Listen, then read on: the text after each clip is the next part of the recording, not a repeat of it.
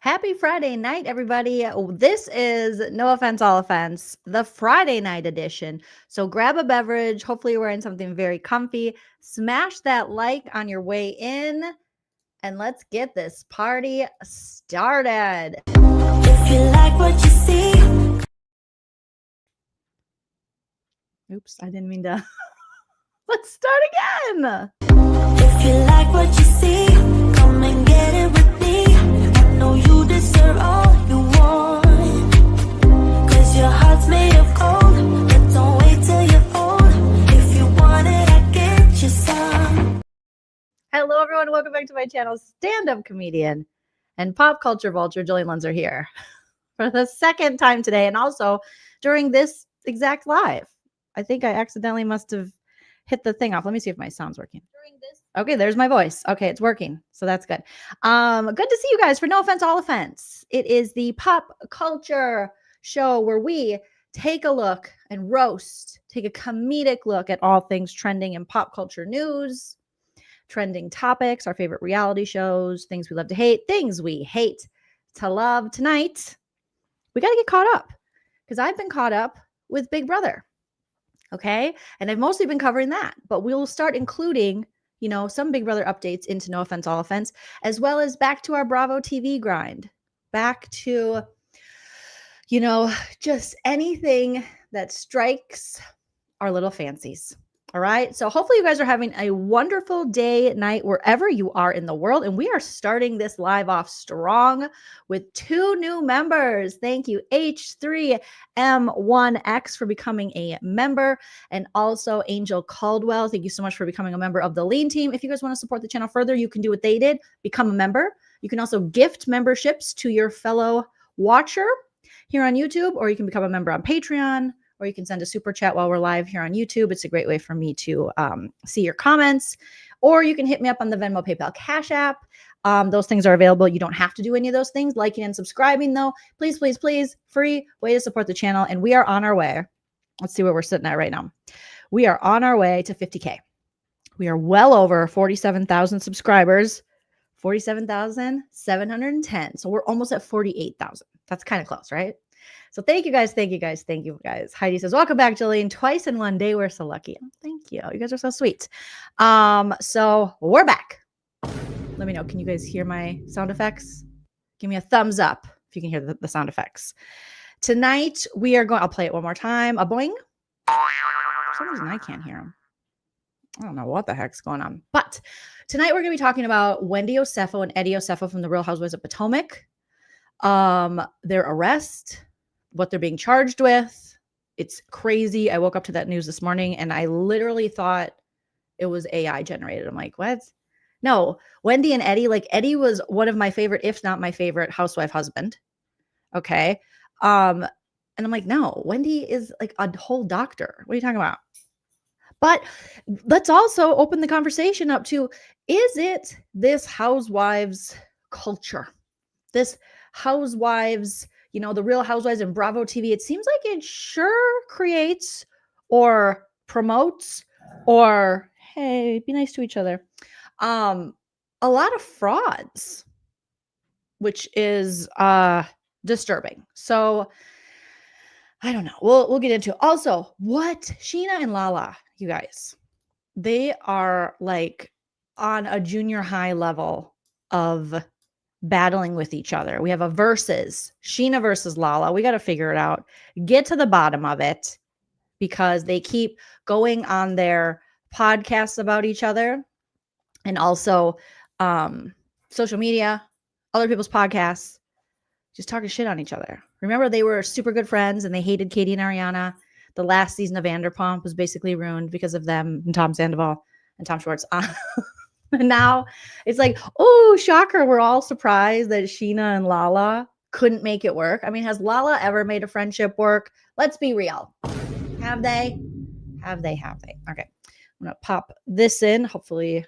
Okay. Let me see if my sound, I can't even hear my sound effects on here, but hopefully you guys can. And if the dogs get a little wild, I might have to, hey, doogie woogies, let's be good.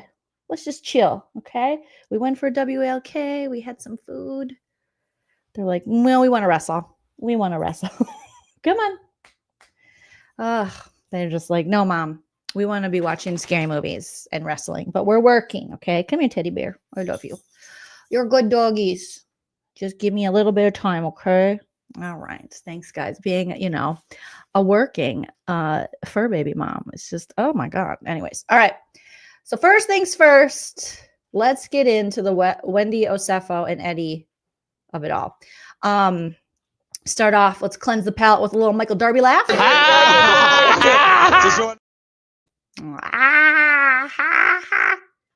I don't even think this stupid AirPod's working, so whatever.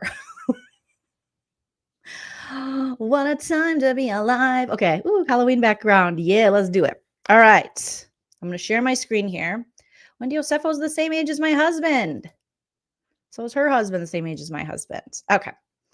Let's just pull up the charges right now so we can just see what's going on. I'm still like shocked about these are the last two people I thought that would be involved in like felony charges in the Housewives franchise. If you asked me, I would put Eddie and Wendy at the bottom.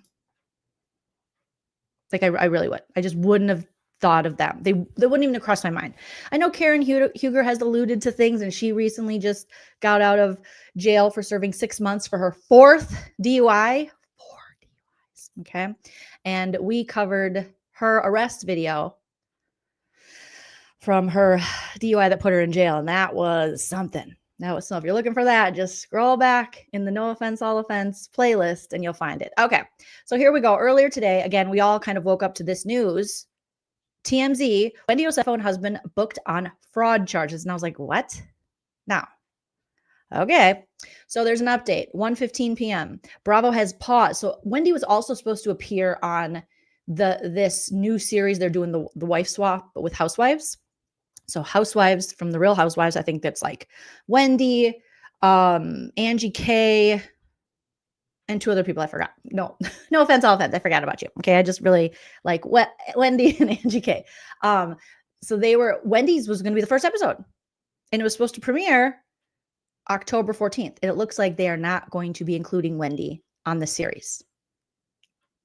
So I don't know if that was a network decision or if that was Wendy's decision.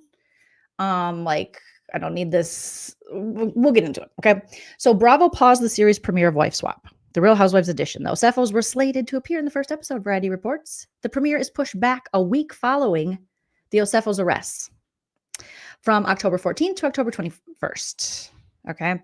And then an update from an hour before that at 12:03 p.m. Pacific, a rep for Wendy tells TMZ, Dr. Wendy Osefo and her husband, Edward Osefo, are back home safely. So you guys, they spent the night in jail, which is why you're probably like, why are they wearing matching gray t-shirts? Is it like, did they, arrest them in their jammies?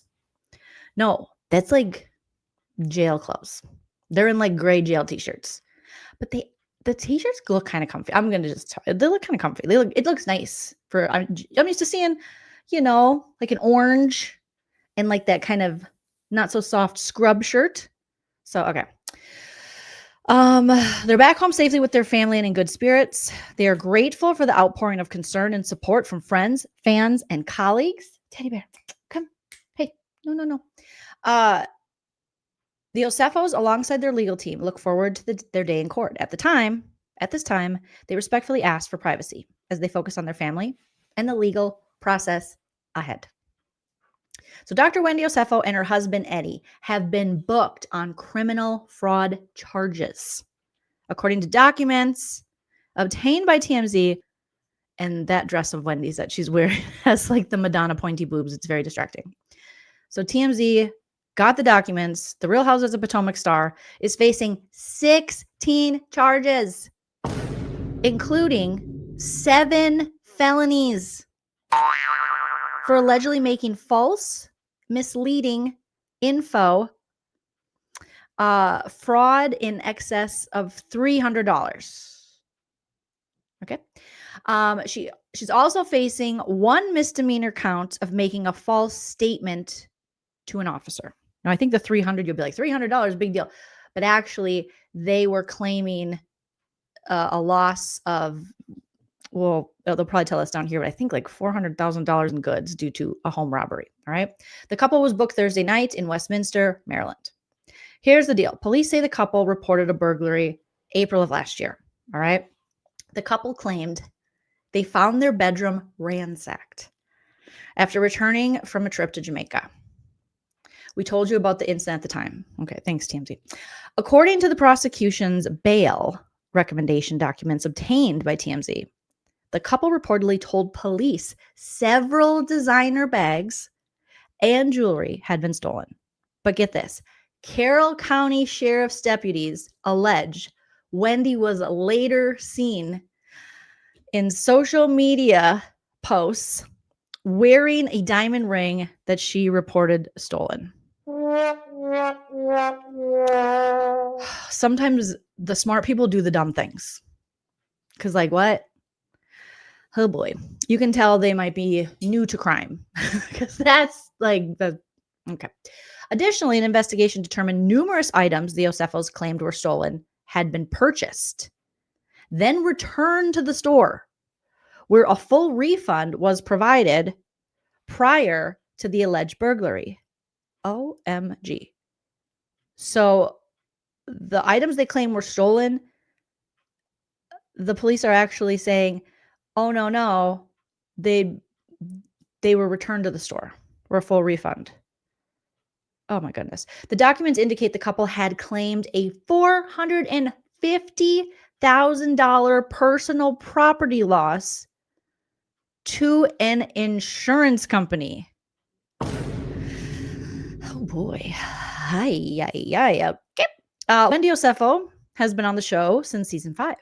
She was a college professor of education. She taught at Johns Hopkins University before resigning in 2024, and a contributor to The Hill on MSNBC. She has a degree from Temple University and Johns Hopkins and a PhD in public affairs. Well, this is not a good public affair. And community development from Rutgers. We saw Wendy out and about. This is where they saw her, whatever. Wendy was tight with Kamala Harris. I don't know why we have to talk about that. Leave Kamala out of it. Okay. All right. So that was the original TMZ article.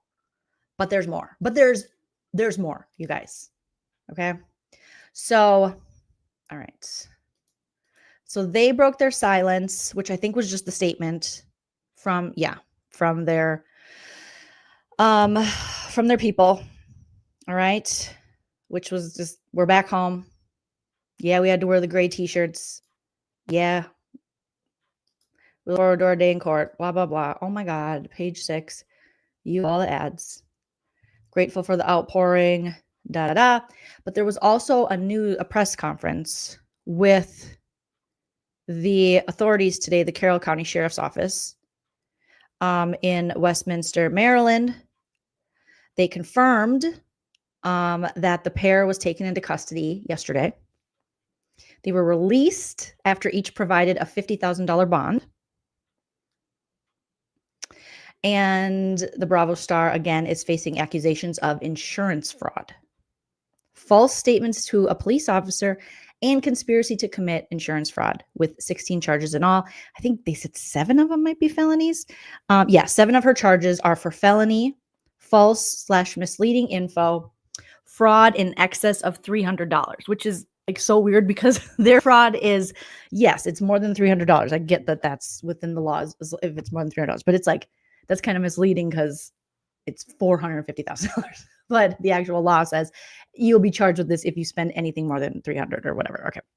Per public information officer for the Carroll County Sheriff's Office, she also faces a misdemeanor charge of making a false statement to an officer. Her spouse, Eddie, he's got one more charge than her with 18 charges. Okay.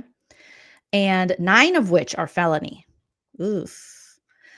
False/misleading info, fraud in excess of $300. 8 of Eddie's charges are misdemeanors. And he too faces a misdemeanor charge, or are felonies, I think they meant to say. Page 6, do a little correction, do preview, proofread. Okay, so, boobly. Oh boy. Behind the charges is a robbery. Reported again, April 2024, they reported that their home was robbed and their room was ransacked. However, the police didn't find any sign of forced entry. They did say that their room was torn up, but they also had ring cameras that, coincidentally, did not have anything on them. So despite reporting this robbery while they were not home, I think they might have been in Jamaica. Yeah, they were on a tropical spring break vacation in Jamaica with their family. The Reality Star claimed she'd been robbed of pricey items, including jewelry and designer handbags. My family and I, she issued a statement at that time saying, my family and I are devastated and feel violated by this intrusion. Wendy told TMZ at the time. We thank God no one was home. Okay.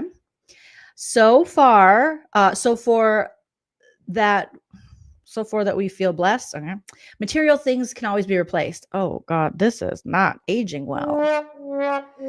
According to documents obtained by Us Weekly, however, investigators noted problems in the former CNN commentator's version of events. All right, you guys, including the fact that the couple allegedly activated the ADT alarm system upon leaving for vacation. So they were like, ADT, we're home even when you're not. So they activated that, but no motion was detected inside the residence during their absence. So the police were probably like, whoa, usually you'd have a little motion in the house if someone's robbing you and ransacking your bedroom. There was activity such as package deliveries on the Ring camera that was monitored remotely by the Osefos, authorities noted. The documents obtained by the outlet also revealed that Eddie provided a list of items allegedly stolen to 2 insurance companies. Oh boy. Here, let me just pop this back up while we are talking about it. So there's Eddie. And Eddie's, I don't understand why they're smiling. Like the mug, Eddie looks a little, Eddie doesn't look like Eddie here. He looks sleepy. He looks like he took maybe some sleepies, little melatonin or something, This is how I look when I take my melatonin. I don't know. Maybe it was a bright flash. I'm not sure. But I was like, this does not look like Eddie. Oh, boy. He was asked whether any of the items on the list had been returned, which he denied. The documents read he was asked if he had other insurance, but failed to disclose to Homesite and jewelers that he was also making a claim with Travelers Insurance. So he's using 2 Happy Eddie. Yeah, I remember that. Happy Eddie. The couple signed claims of a $450,000 loss in property. Eddie later contacted Travelers to update the claim, suggesting Wendy's diamond anniversary ring was missing. Though in the initial Travelers claim, a lawyer stated the couple wore anniversary bands at the time of the alleged loss.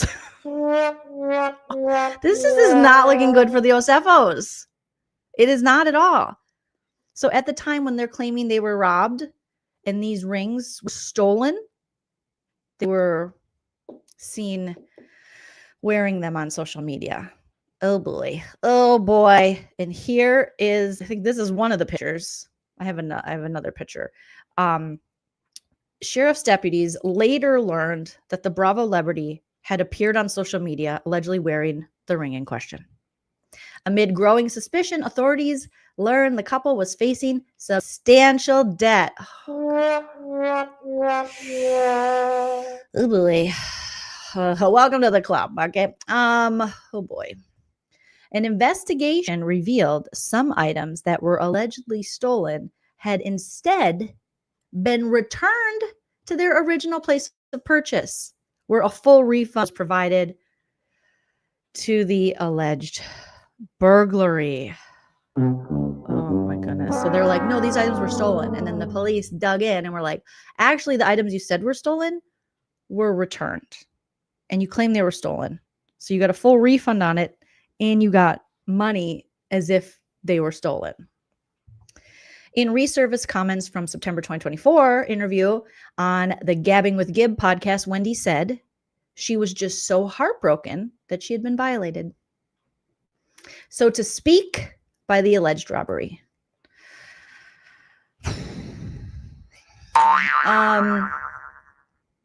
Or burglary, I should say. In resurface, I already said that, robbery. Okay. Wendy joined the cast of Potomac in 2020. The couple shares 3 children. Oh, they're cute little kids. I just like, why? Okay. And I have the picture of Wendy in the ring that she posted on social media that made authorities go, what? You said that was stolen, but you're wearing the ring. Like, why? We got to get smarter about our fraud, you guys. This is Teresa Giudice levels of fraud. It's just not clever. I expect more from Wendy because she's smarter. You know what I'm saying? Okay. Let me pull this up here. Oh, why didn't that? Let me see if I can get it on there. Smash that like if you haven't already. You guys are wonderful, beautiful pumpkin spice babies, and I appreciate each and every one of you being here. So please, please, please smash the like-a-roo so it notifies people we're here. Let's set a like goal for 1,000. Can we get 1,000 likes? All right. I promise not to defraud the insurance companies for now. Okay. Let's be in a bunghole. So let me just send this to myself this way. All right. Felony fraud. That is just still, when I look at that, I'm like, no, not Wendy. Not Wendy. Not Wendy. Okay. This is Bravo breaking news. And let me go boom. Otherwise, we'll just pull it up on my Instagram here. See if that goes through. And if not, we're still cooking. We are still cooking. Smash that like, you guys. Let's do the damn thing. Okay. Here we go. Oh boy. Yep, that looks like she's wearing a ring. Okay. All right, let me stop sharing this. And we will share this next one. Oh, Wendy, why? Why? Why, Wendy, why? Okay. So let me make myself smaller so we can take a good look at this ring, because this looks like a serious ring. A big ring. Oh, boy. Maybe I can't. Here we go. Okay. The diamond anniversary band worn by Wendy after it was reported stolen in the burglary. I just can't, like, not after. Not after, you guys. Not after. Come on. Oh my gosh. That's a big ring. So swipe to see the date of her post and full official court documents detailing the alleged burglary and investigation. Okay. All right, so here she is, the Hilton Hotel, Washington, D.C., White House Correspondents' Dinner 2024. And she's got the ring on. And this was supposed to happen, what did they say, April 2024?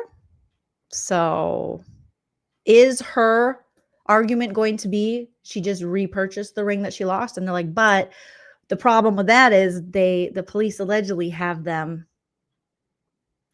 evidence of them returning this ring. No, Wendy. No. Okay. And then here is the actual court document detailing the alleged burglary. Deputy state attorneys for the Carroll County and states following on Thursday, October 9, 2025, the defendant was indicted by the grand jury for Carroll County on 7 counts of insurance fraud, 8 counts of conspiracy insurance fraud, and 1 count of false statement to police officer as an arrest warrant was issued and bail was set at $50,000. Yeah, so the alleged burglary happened April 7th. They responded to the home.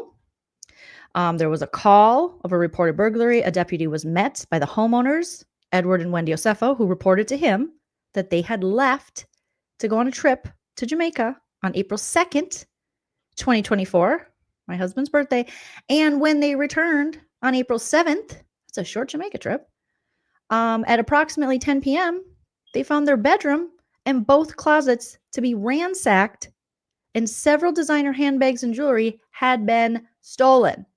The state's evidence would show the purported point of entry into the home to be the owner's bathroom window on the second floor.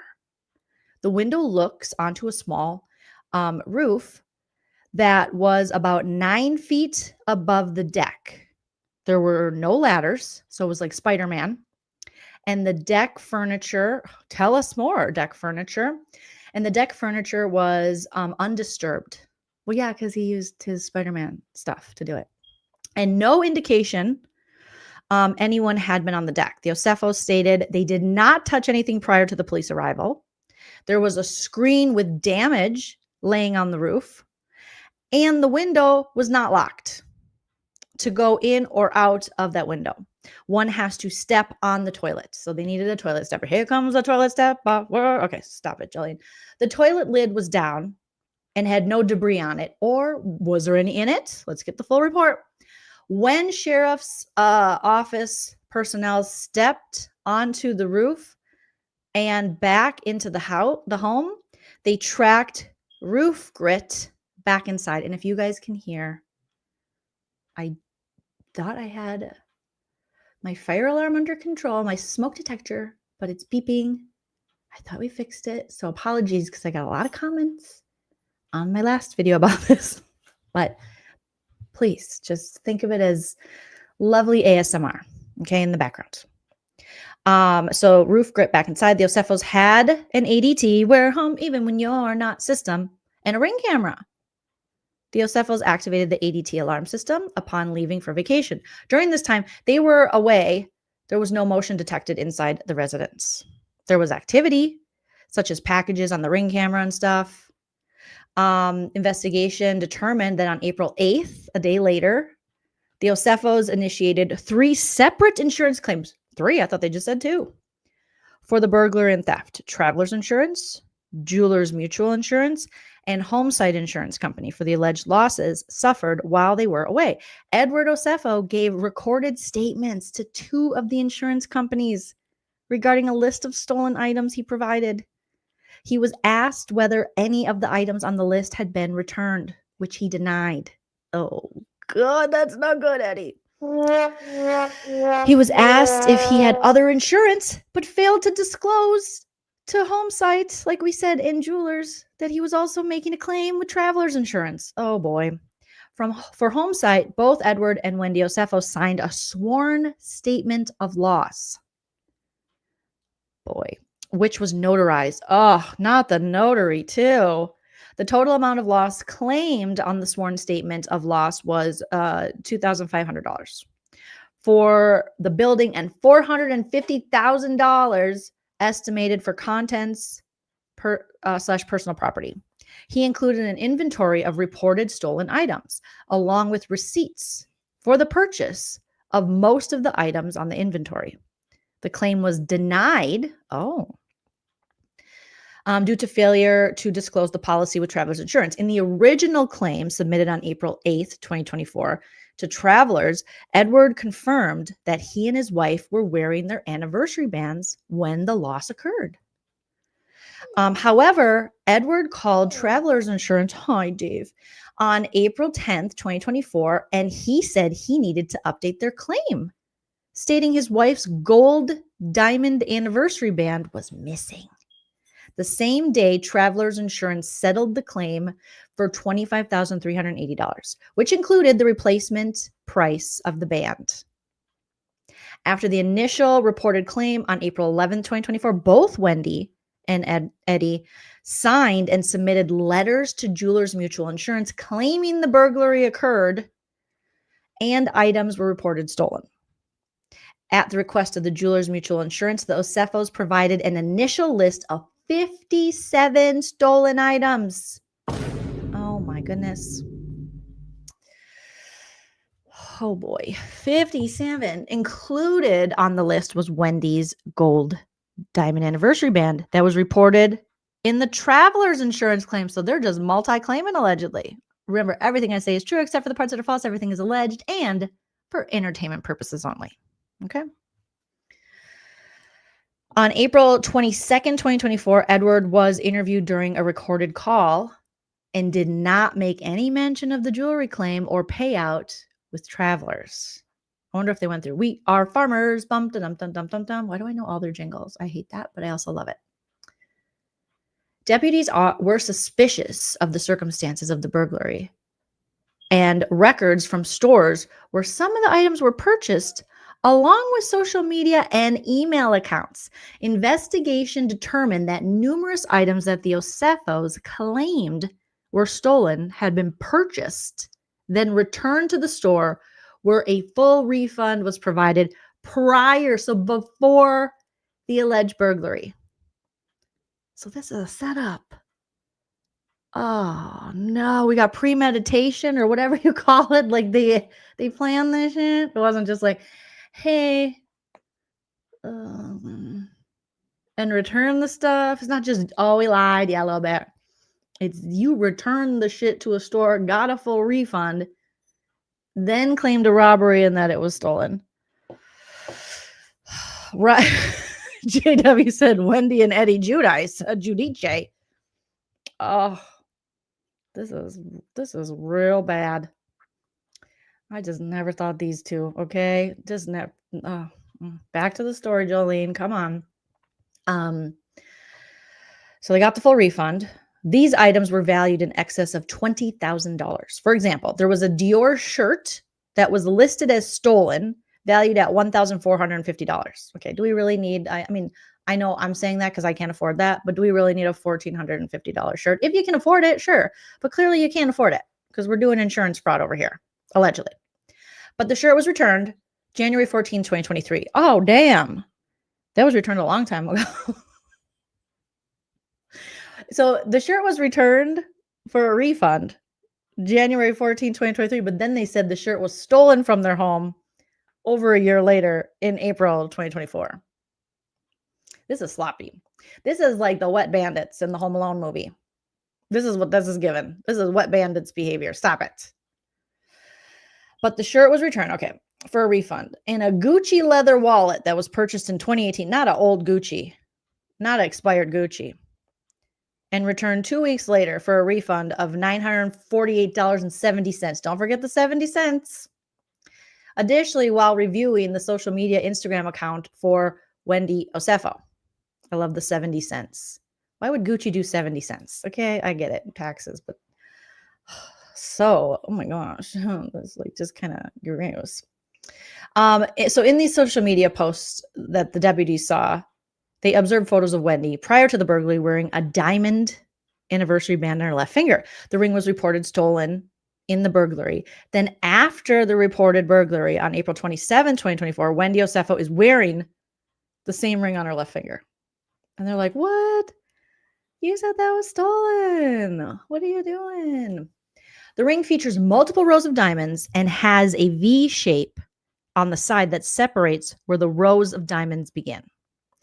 That ring had been photographed prior to the burglary for an appraisal and matches the photo of the ring on April 27th, 2020. This is Erica Jane coded, you guys.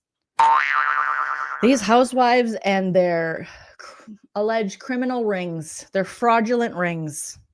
Ugh, that could be a whole documentary series. My goodness. All right. Deputies obtained an email record. So then they were like, okay, we found the social media. So then the police went and they found email records for the Osefos. They're like, let's look at your correspondence, Wendy and Eddie, or Effie. You might want to change your name. I don't know. On April 12, 2024, Eddie emailed the list of reportedly stolen items to Wendy. He was like, Wendy, here's what was stolen. Okay. The email asked if there were additional high value items we can add to this inventory listing. And then he listed examples. Hey, babe, is there any more high value items we can add to this inventory? Like Chanel shoes, etc. I'm trying to get the total to exceed 423,000, which is our policy maximum. Edward, I expected better. Someone said, oh my gosh, where is this? Allie said, Karen went to jail. So clearly Wendy has to copy that. Oh my, I know the emails are really bad. Like that's where he's just like, hey babe, yeah, can you find any other high-end items we can add to this list? Because I wanna get to our maximum. I also think that probably, if I know insurance companies, and I think I do, that probably puts their little antennas up to go, they're trying to get the maximum. Well, we're going to need to look at that police report. We're going to make sure this isn't fraudulent. Okay. Jackie said, wait a damn minute. Oh my God. Rev Chris DJ Pastor Rock says, did they show up at the station wearing the ring saying this ring was stolen? This one. Right? Alex says, like, this email is like, OMG. Thing on maximum sentences. How could any judge not throw the? It's bad, you guys. Yeah, insurance companies, they've been robbing us. And Wendy and Eddie said, well, now we want to rob them. And I'd be like, maybe. However, with cases like these, all they do is jack up the rest of our prices. So in the end, you're not really screwing up the insurance companies. You're just screwing over your fellow person, because insurance companies will always get their money. So they'll just raise the premiums and shit on us who don't do insurance fraud, allegedly. Okay. I don't want to speak for everybody. There might be some of you out there that go, I like a little insurance fraud. You know? Alex, you said, why are they sending emails to each other like the coworkers? Like, to whom it may concern. Okay. Hey, thanks so much. Okay. If you can get back to me before lunch. Thanks. Yes, this should be a case study. Street smart versus book smart. Two very book smart people. Street smart, not so much. Not so much. Boom. Oh, Roasted. Yeah, it's crimes like this. When people do that, it costs us a lot of money. Okay. Jolene, don't try to logic insurance to the fake rich. Yeah. Oh boy. Okay. So Eddie's like, hey, you gotta get some high-end items. What do you got? Let's brainstorm here. Let's hop on a Zoom at 3. If you got like Chanel shoes, something, we got to get that total of 423,000 because that's our policy maximum.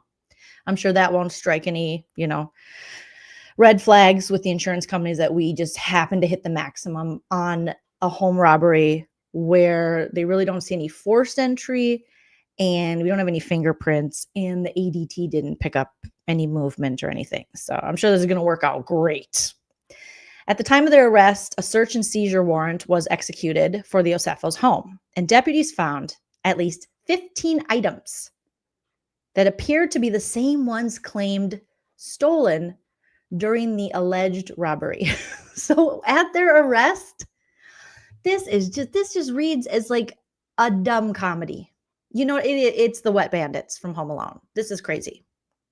So they're like, hey, yeah, we got a warrant. For what? Oh, when you said you were robbed, we don't think you were. So we got to check stuff. Well, everything's on the up and up. And immediately they find 15 items that appear to be the same ones claimed stolen during the alleged burglary. I mean, get new items. If anything, I have someone sell them free. So I don't even know what to do. Okay. I don't even want to start being good at crime because I probably would be this stupid. All right. Well, maybe not this stupid. Investigation revealed the Osefos to be burdened by substantial debts. Edward and Wendy conspired to make fraudulent statements and provided misleading information in support of making the 3 insurance claims for financial gain. Wherefore, the state respectfully requests the bail remain the same, $50,000. I need the Law and Order sound effect. I don't think I have it in my soundboard. Shout out to Bravo Breaking News for having that. Let's see what some people in the comments are saying. Alexandra says, kind of low key has me thinking PK did this to Dorit. I agree. Allegedly. Okay. This is inappropriate. Everything I say is true except for the parts that are false. Everything is alleged and for entertainment purposes only. So PK, don't get your old ass up in my DMs. I don't want to talk to you, sir. I know you like to go in the DMs of women who talk about the robbery seeming really weird, but allegedly for parody purposes. Allegedly. And I don't think she had any idea. I don't think Dorit had any idea either, if that in fact is true. Makes a lot of sense. He wanted her to get over it. Remember that on the Real Housewives of Beverly Hills when Dorit was like, oh my God, these men entered my home. They broke through our door. Our children were sleeping. They held a pew-pew to me. I have PTSD, you know? And PK's like, come on, babes, get over it. What's the big deal? Well, okay, she's milking this a little bit. And we're like, she was involved in an armed robbery. PK's like, oh, who hasn't been? And we're like, not you, sir. So that could explain why he was so callous. Ambi11 here is saying 5 degrees, but not a lick of common sense. Listing several items you already returned and got a refund for is crazy.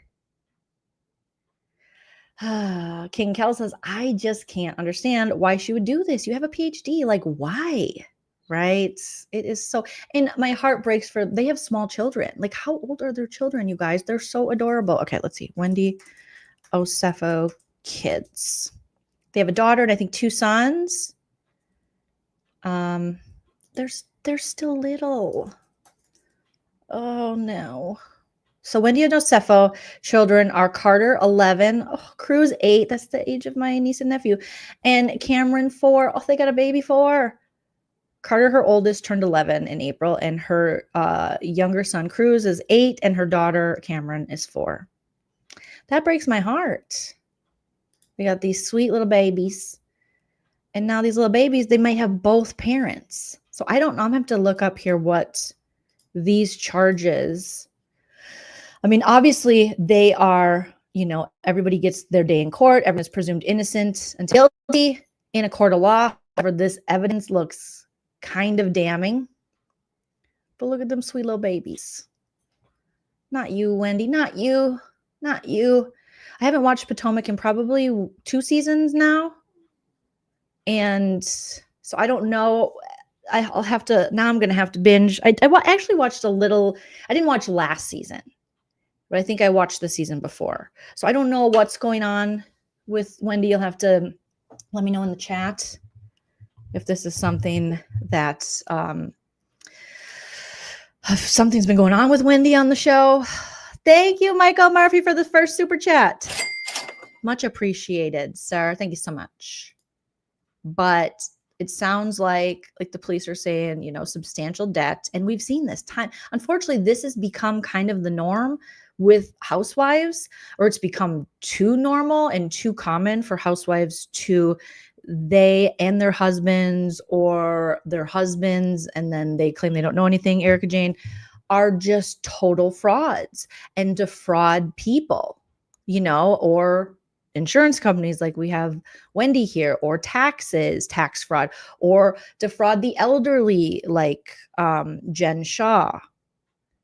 So, and it just, I wonder if it has more to do with them, you know, either this kind of lifestyle making you feel like you have to keep up and kind of you become such a consumer and overspend to kind of look like you're wealthy. You got to have the cars and the homes and the clothes, and they're just spending obviously more than they're making. And then Wendy, I remember she had quite a bit of, from what I remember, quite a bit of debt from her schooling too, school loans. And then you add 3 kids and the housewives lifestyle, and that kind of stuff can happen. Let me see what you guys are saying in the chat. Oh boy. Yes, exchanging diamonds for jumpsuits. That's not good. The real halfway housewives, Archer says. Oh, Rose says, it's sad. Very well-educated people have to do this to gain money, right? It is sad because, you know, I don't know what their salaries are on Potomac, but I assume Wendy and Eddie get a salary.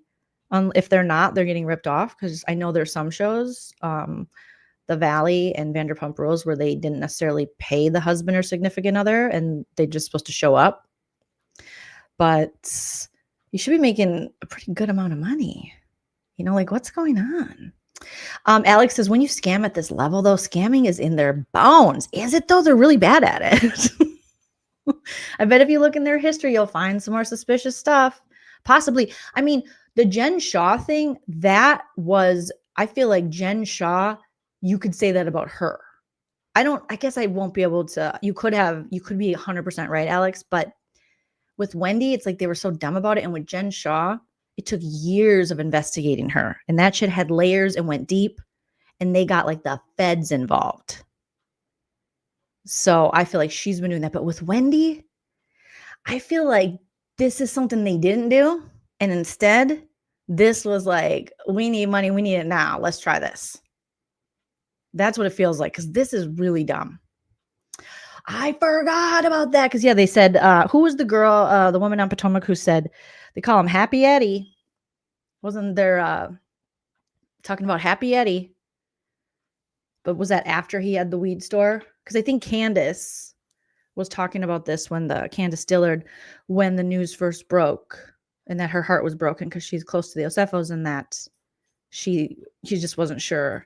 And she thought maybe they're being targeted because they have a successful cannabis, company, but weed company, but how successful is that?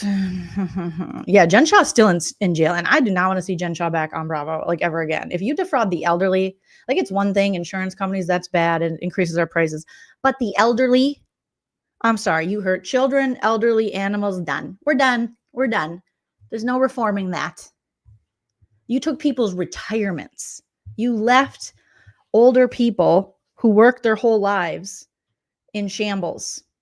And we all know that as you get older, stuff's more expensive because health problems and things like that. And it's just a time like, why would you defraud the out? Like, ugh, yuck. Yes, that's what I'm thinking, Lori McManus. We see each other. It smells more of desperation, not masterminds. Jen Shaw was like, she had a system down, Yes. JW says, was the case presented local, state, federal? If federal, they are screwed.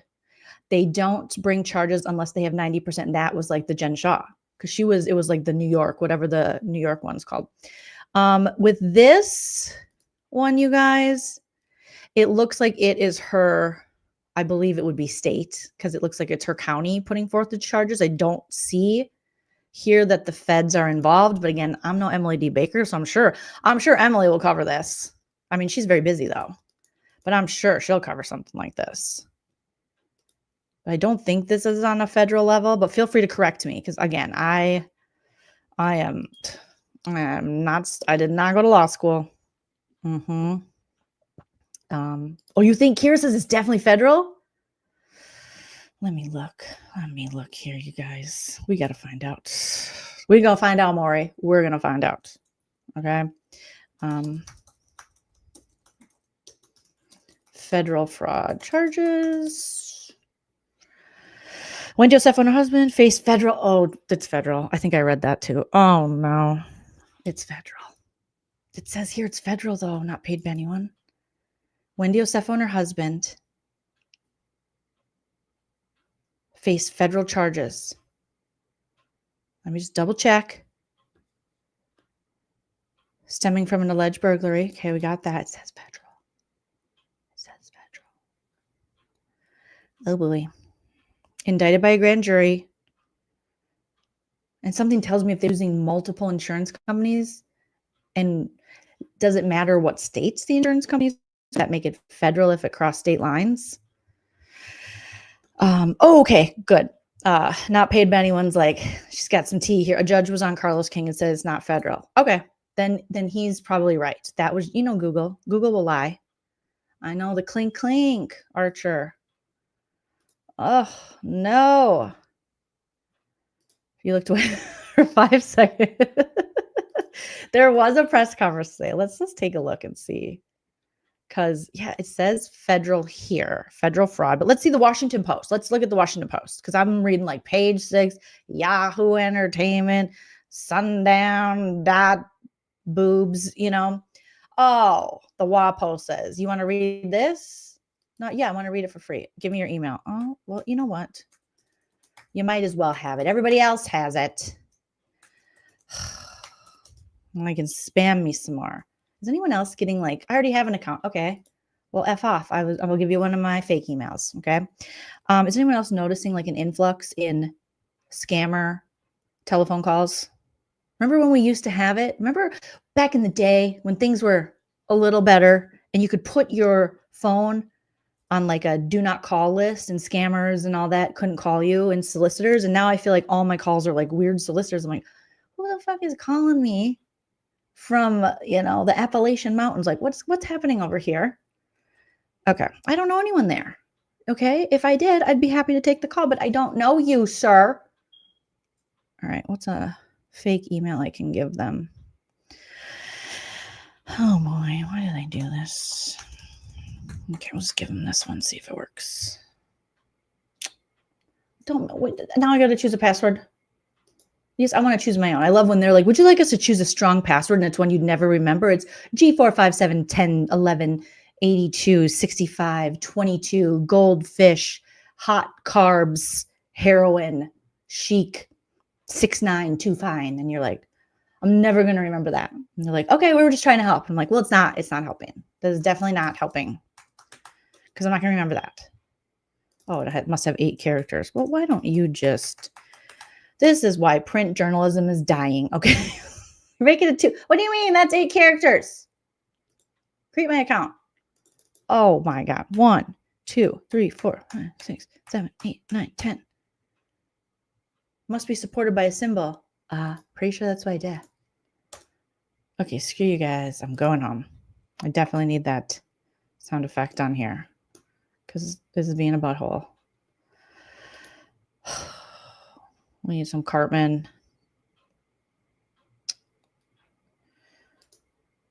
Screw you guys. Screw you guys. I'm going home. Now they're like, want SeatGeek? What the fuck is SeatGeek? Leave me alone. Oh my God. Okay, I'm not doing that. I'm not doing this. Washington Post, you can suck it. The Baltimore Banner. There we go. Thank you, Baltimore Banner. All right, let's see if we see federal charges here, you guys. Good Lord. It's so hard to just get a little bit of information. I just want a little bit of touch. Okay, I'm not asking for much. Thank you, Kelly Cal, coming in with the $4.99 super chat. Thank you so much. I'm graduating law school this year. It's state only. Kelly Cal, I'm so proud of you. That's amazing. You're my hero. Just in Maryland, more charges. Okay, so the charges are it's state only in Maryland. Charges could come, but I don't think it's big enough for the federal. Okay, well, that's good for Wendy and Eddie.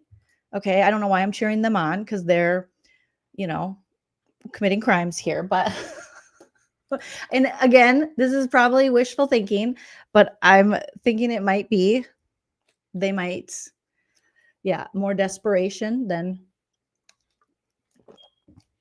like you guys were saying, being a mastermind. Okay, but Kelly Cal, will you be my lawyer? What kind of law are you going to be practicing or have you chosen yet? And how cool and amazing. I'm very proud of you. And that is amazing and cool and awesome. So Kelly Kell says it is state, just Maryland, and they don't think at this time that it is something that is going to be enough for federal, which will be good for Wendy. Okay. Will they serve time? That's a good question. That is a very good question. I would assume yes. With that many felonies, but then again, I don't know the law in Maryland. Maybe would they get a deal if they're like, we've never been in trouble with the law before, so how about a buy one get one? Okay, you can get one of us. We'll do a little time. The other one stay home. It could be a situation like Joe Giudice and Teresa Giudice where they just stagger their sentences if they do get like a year or so in jail or in wherever they would go. They don't send them at the same time since they have small children. So yeah, she could get a plea deal. Yeah, lying. Okay. Kelly Cal says the lying to the police is the worst, so they may do time. And that is one of the charges. is providing the false information. And they signed, like, they notarized shit and said, yeah. I mean, this is definitely, I don't think they're going to be able to get out of this. Right? Joleen, 20 years staggered. I don't know. Someone or people were online talking about how this is like a Chrisley situation. What them Chrisleys do again? I don't keep up with them Chrisleys people. They kind of freak me out. No offense, all offense. But Chrisley crimes. Didn't they do something like this? They did fraud and tax evasion, but they got out, right? Their daughter got them out. And she was like, I'll wear this MAGA hat until the day I die. Just let my parents free. Following a 3-week jury trial in Atlanta, both of the Chrisleys, Todd and the wife, sorry, I don't know her name, were found guilty on every count of fraud and tax evasion on June 7, 2022. U.S. District Judge Eleanor Ross sentenced Todd to 12 years in prison. Damn. And Julie to 7 years on November 21st, 2022, and ordered them to pay $17.8 million in restitution. However, Todd and Chrisley's federal fraud trial. Oh, so they were federal though. And that was about $30 million. It was a $30 million fraud trial against Todd and Julie Chrisley.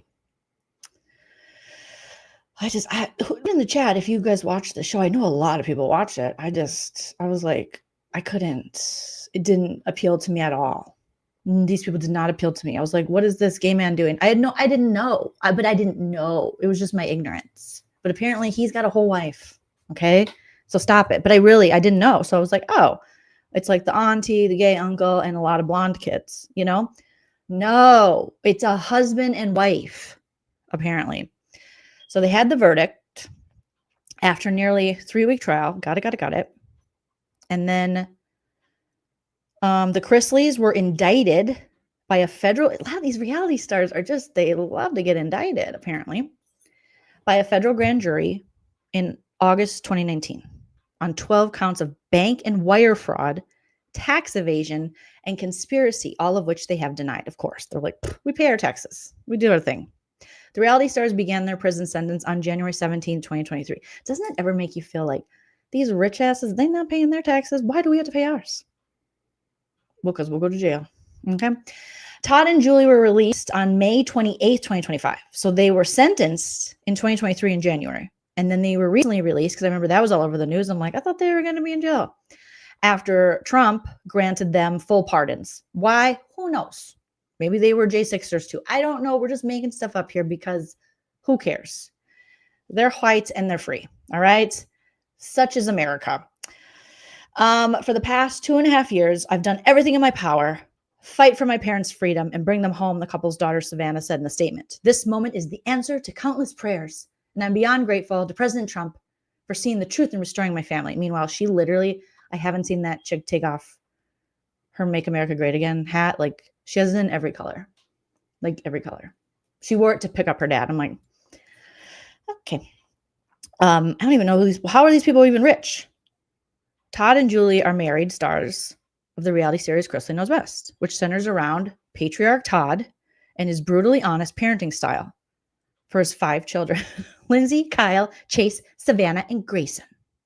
The show premiered on USA Network. I didn't even know USA Network was still a thing. In 2014 and ended in 2023, probably because they had to go to federal prison. The family drama spawned a docuseries titled Growing Up Chrisley that follows the lives of Chase and Savannah, whoever they are. I feel like they could be on Southern Charm. I wouldn't even know them. One of the kids, I think, has the podcast with Kate, what's her face from Teen Mom? In addition, Todd hosted and executive produced a speed dating matchmaking series titled Love Limo. Oh, that sounds riveting. It never aired due to its legal woes. In 2023, people confirmed that the Chrisley family has a new reality series in the works. And then, so Todd and Julie were indicted in 2019 on 12 counts of bank and wire fraud, tax evasion. Okay. And in 2019, after being accused of evading nearly $2 million in state taxes between 2008 and 2016. So 8 years of evading, allegedly. Prosecutors claimed they used their production company. Oh, they have a production company. 7C Production, which means We didn't pay for 7C. Okay, no. To hide over $1 million worth of their reality TV income from the IRS. They were hiding it. They're like, don't look at me, IRS daddy. And alleged that Todd directed an employee to falsify income and asset documents. The Chrisleys turned themselves in and pleaded not guilty. In October 2019, the Georgia Department of Revenue cleared them of their state tax evasion charge. They were like, you're good. Agreeing that the Chrisley Knows Best stars had overpaid 4 of those years and owed nothing for the other 4. In total, they had a net liability of less than $77,000 in overdue taxes for just 1 year of income filing. So why are they on trial? Well, although the Georgia Department of Revenue signed a settlement agreement that ended a 2-year investigation into the couple's alleged state tax liabilities, per a press release shared with People magazine, Todd and Julie continued to face federal charges for allegedly evading federal taxes during those same years. Oh, Jesus. This is confusing. Both face 1 count of conspiracy to commit bank fraud, 5 counts of bank fraud, 1 count of conspiracy to defraud the United States, damn, and 1 count of tax fraud. Julie Chrisley faces additional counts of wire fraud and obstruction of justice. The Chrisley's accountant, Peter Tarantino, is he related to Quentin? Was charged with 1 count of conspiracy to defraud the United States and 2 counts of willfully filing false tax returns. So their trial began May 16, 2022. The trial lasted nearly 3 weeks in Atlanta. During the trial, what was said, Assistant U.S. Attorney Annalise Peters gave her opening statement claiming that Todd and Julie submitted false documents exaggerating their wealth, sounds familiar, to banks to borrow over $30 million that they burned on their affluent lifestyle while additionally hiding money from the IRS. Well, I will say Todd does look like he enjoys the finer things in life. He does look like he likes it. You guys, anybody Chrisley fans? Well, that's what people were saying. Because I saw when he was released from prison, even though I didn't know about the show, I was like, oh, I'm going to see what's going on. And I saw the daughter just roll up, mega, mega, mega. Like she was just got out of the mega store and was like, I'll take 1 of everything. And she showed up to pick up her dad. And he was like, hey, what's up? And he was like, I looked up pictures of him before and after, and he looked so good. I've never seen a glow up like that post-prison. I'm like, what's your secret? Some people said jizz. That's what some people, I didn't say it. I didn't say that. Okay. Some people said that. They said jizz. They said that was the secret. I don't know. We're making jokes here. We don't know. Okay. The world is on fire. Who cares? Maybe he had fun. Maybe he made some friends. All right. So, they've submitted false documents. They were exaggerating their wealth so they could borrow over $30 million that they burned on their affluent lifestyle. I mean, this guy, where is he here? Look, that is a man that likes an affluent lifestyle. Oh, I'm not showing you the thing. Hello, Joleen. Welcome. I'm still showing the other thing. Okay, let me show you guys. Some of you might be like, I already know. Well, I'm learning. And learning is always never too old to learn. Okay, but that looks like a man that likes some fancy things. Okay, look at that suit alone. All right. So they said that about them while additionally hiding money from the IRS. They made up documents and they lie through their teeth to get whatever they want, whenever they want it. Peters told the jury dang, this assistant U.S. attorney was like, they lie through their teeth to get whatever they want, whenever they want it. Todd Chrisley's attorney, Bruce H. Harris, oh, he's got a Bruce for an attorney, blamed the couple's former employee, Mark Braddock. Never trust a Mark Braddock. I don't know if you guys ever met one, but not good, allegedly, for impersonating Todd and committing the fraud behind the couple's back. How do they do that? Okay, we'll hear him out. Reportedly turning on them after he was fired in 2012. Despite Peters deeming Braddock a fraudster, she noted that the couple continued the act even after ties with him were cut. They're like, it was Mark Braddock. It wasn't us. We're good. We're good. Come here, Teddy. Accountant Tarantino, not Quentin. Accountant Tarantino's attorney said that his client was in over his head and unqualified to handle the Chrisleys' finances, noting that he failed the CPS exam. Oh my God. The CPA, not the CPS. That's Child Protective Services. He'd probably fail that too, but he failed the CPA exam many times. I thought they said 20 times, but many times. Oh my God. Over 20 years. You know what? I'm sure they're in talks with Todd to go on Traders. I am sure they are. Oh my goodness. So their CPA guy, he failed the exam many times. Finally, they were like, just give it to him. We don't see him here again at the CPA station where we take the test. Allegedly, obviously. The outlet reported, regardless of his lack of qualifications, the attorney noted that Tarantino is not a criminal. I am not a crook, he said. He did this. Okay. So here they are. It looks like, did Mama Chrisley get a little booty? Did she get a little Brazilian butt? Did we get that? Or is she doing squats? Because I'm pretty sure she's older than me. And my butt don't do the doot. My butt do the doot. Sometimes it do the doot. But her butt go the doot.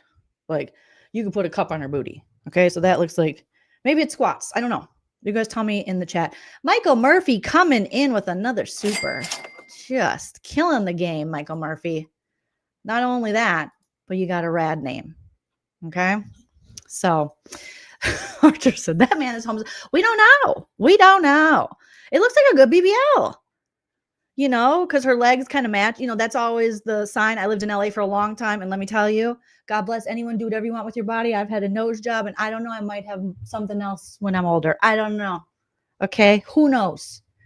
But some of these ladies are going full BPL with chicken yeggies. Okay. And the chicken yeggies, great. Beautiful. However, you got to have something. You got to have some North Dakota thighs. You know what I mean? And I'm from Minnesota. I can say that to hold up that booty. Okay.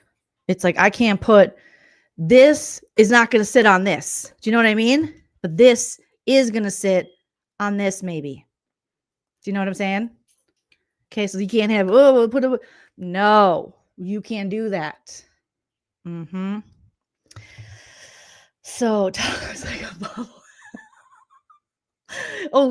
Yeah, BBL squats and gravy. Ooh, I love gravy. I do love gravy. She got a bump and I got a slump. Do you know what I'm saying? I got to do some squats because I'm slumping and she's bumping. Okay, I'm talking too much, but get it, girl. When the Chrisleys were first indicted in 2019, people spoke with tax attorney Dawn Delia. Oh, cute. Who explained the consequences the couple could face if convicted of the alleged crimes. At the time, Delia claimed that if the case does go to trial and the jury rules in favor of the government, the IRS can grab everything that they have to fulfill the debt. She noted that the IRS moves the charges from administrative to criminal when it's a very serious case, which is what they are facing, or were facing, I should say. She added that if it does come out that the jury agrees, Todd and Julie could face up to 5 years in prison. Well, they faced way more for tax evasion and possibly even more. So their final verdict was nearly a 3-week-long trial in Georgia. And on June 7, 2022, they were found guilty of conspiracy to commit bank fraud conspiracy to defraud the United States. That's like just a crazy sentence. And tax fraud per the Atlanta Journal-Constitution. Julie was also convicted to wire fraud. Dang, girl. According to Insider, the pair's former lawyer, again, Peter Tarantino popping up, was also found guilty of conspiracy to defraud the United States and willfully filing false tax returns. The couple filed a motion for bail, but it was denied in January 2023. The court also denied their request to push back their surrender date by 21 days. So their sentence, Todd got 12 years in prison, 16 months probation, while Julie received 7 years in prison, plus 16 months probation. according to The Insider and Fox 5 Atlanta. The Chrisleys began their prison sentence January 2023, so just a couple years ago. Todd checked into Florida's federal prison camp in Pensacola. Get it, Todd? Yes. Todd was like, hello. And I don't know, Florida people, let me know, is that one of those like federal nice ones, or is that not? Cal, thank you so much. Our lawyer coming in. Fed is for crimes against the people, like not paying your federal taxes or Luigi, got it. Corporate law in NYC. Oh, you're gonna do corporate law? You're fancy. I got a full tuition scholarship after a rough life patch. Don't ever count yourself out. Cal, that is very inspiring. You are just inspiring me, and I'm proud of you, like I'm your mother. Okay. If no one's told you today, Cal, I'm proud of you. You did great. Get it, girl. Yes, smash that like. Lady Jane. Okay. So they were like, okay, you guys got to go. Then in September 2023, the couple, so Todd checked in. Julie reported to the Federal Medical Center. Oh, she got to go to medical center in Lexington, Kentucky. That sounds nice. Like a health spa or something. In September 2023, the couple's prison sentences were reduced. Todd's release date was changed to January 22nd, 2033. Julie's was bumped up October 19th, 2028. During their time behind bars, Todd and Julie had no contact. Todd was like, I think we should take this time apart for us to see other people. No, he didn't say that. Okay. Obviously. Allegedly. Okay. We're just allegedly. He was like, we cannot talk anymore. And she was like, can I write you letters? He goes, please don't. We will be so much more in love if we just don't talk to each other. So they had no contact. In February 2025, Savannah, their daughter, told people that her parents haven't spoken a word to each other in 2 years. Whoa. Well, that's kind of like some middle America marriages. You know what I mean? You can get homes that have multiple floors and you never have to see that person. That's what I hear. That's what some of the super seniors are telling me. They're like, listen, you can still stay married and have homes where you have your wing, they have theirs. Okay. So they haven't spoken in 2 years.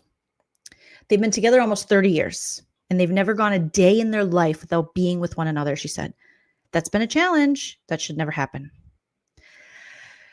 Okay, but okay, I won't touch that. Tarantino was also sentenced to 36 months in prison. They were like, we don't care. You're going, Quentin's brother. Per Insider, the couple's former accountant reported to prison on May 1st. They're like, we don't care if you're a bad CPA and you failed the test and you don't even know numbers. You gotta go. You got 36 months. Enjoy. After undergoing hip surgery, he was like, let me get a new hip first, okay? Let me fix my hip. Ha, ha, ha, ha. Okay. On May 27, 2025, Todd and Julie were pardoned by President Trump.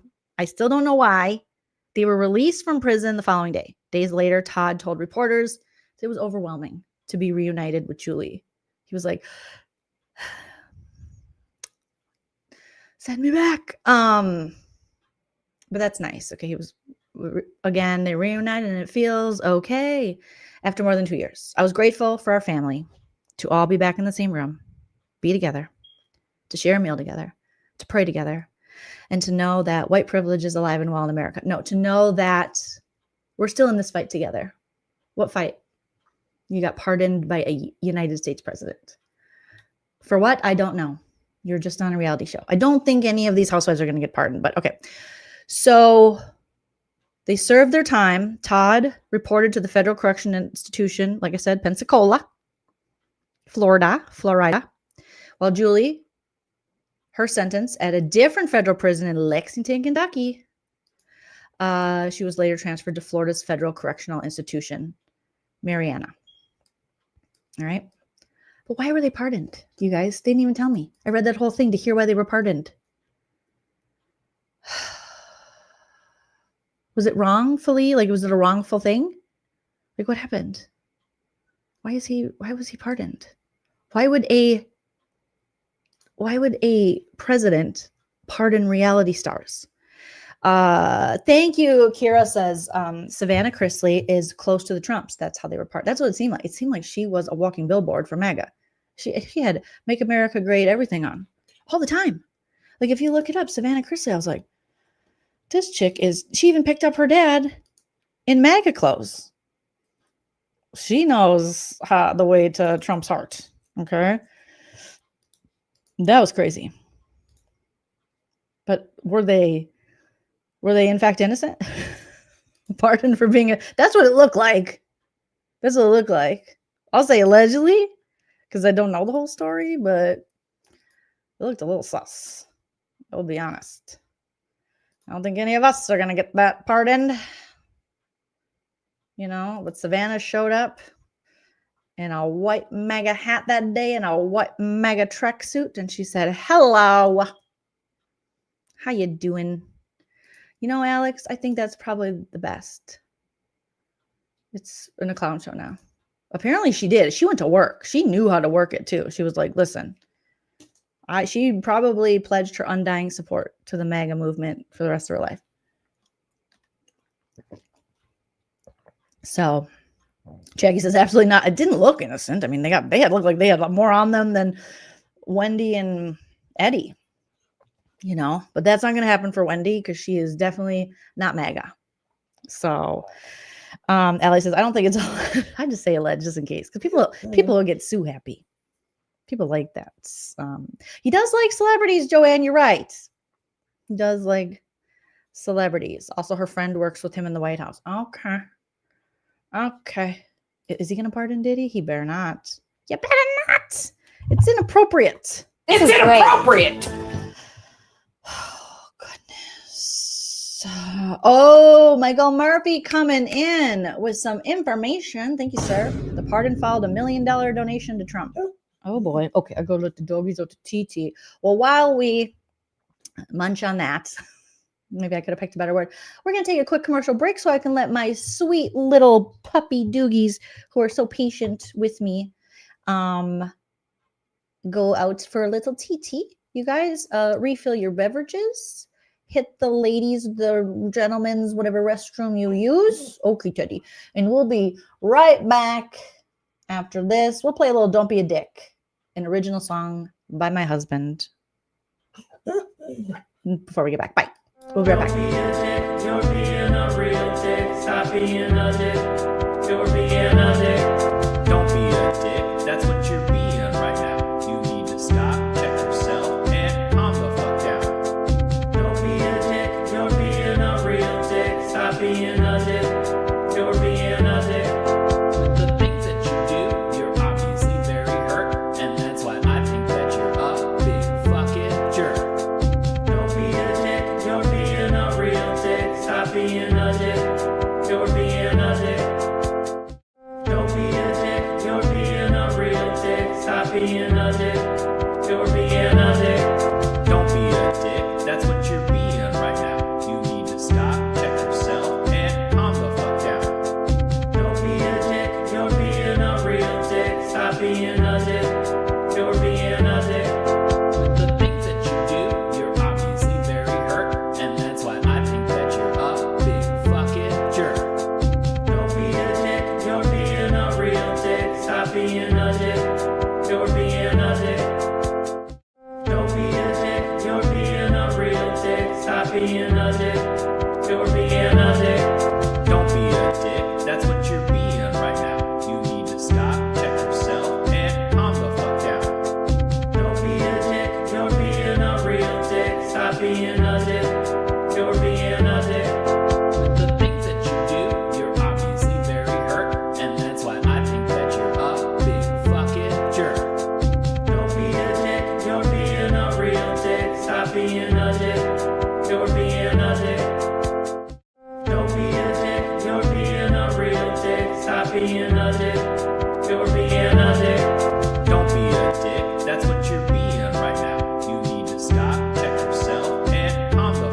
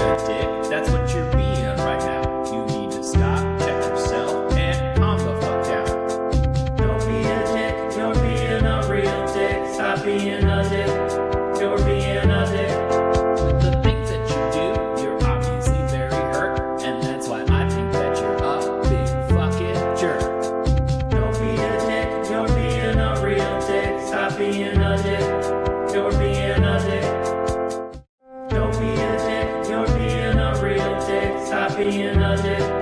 You're being a dick. Don't be a dick. That's what you're being right now. You need to stop, check yourself, and calm the fuck down. Don't be a dick. You're being a real dick. Stop being a dick.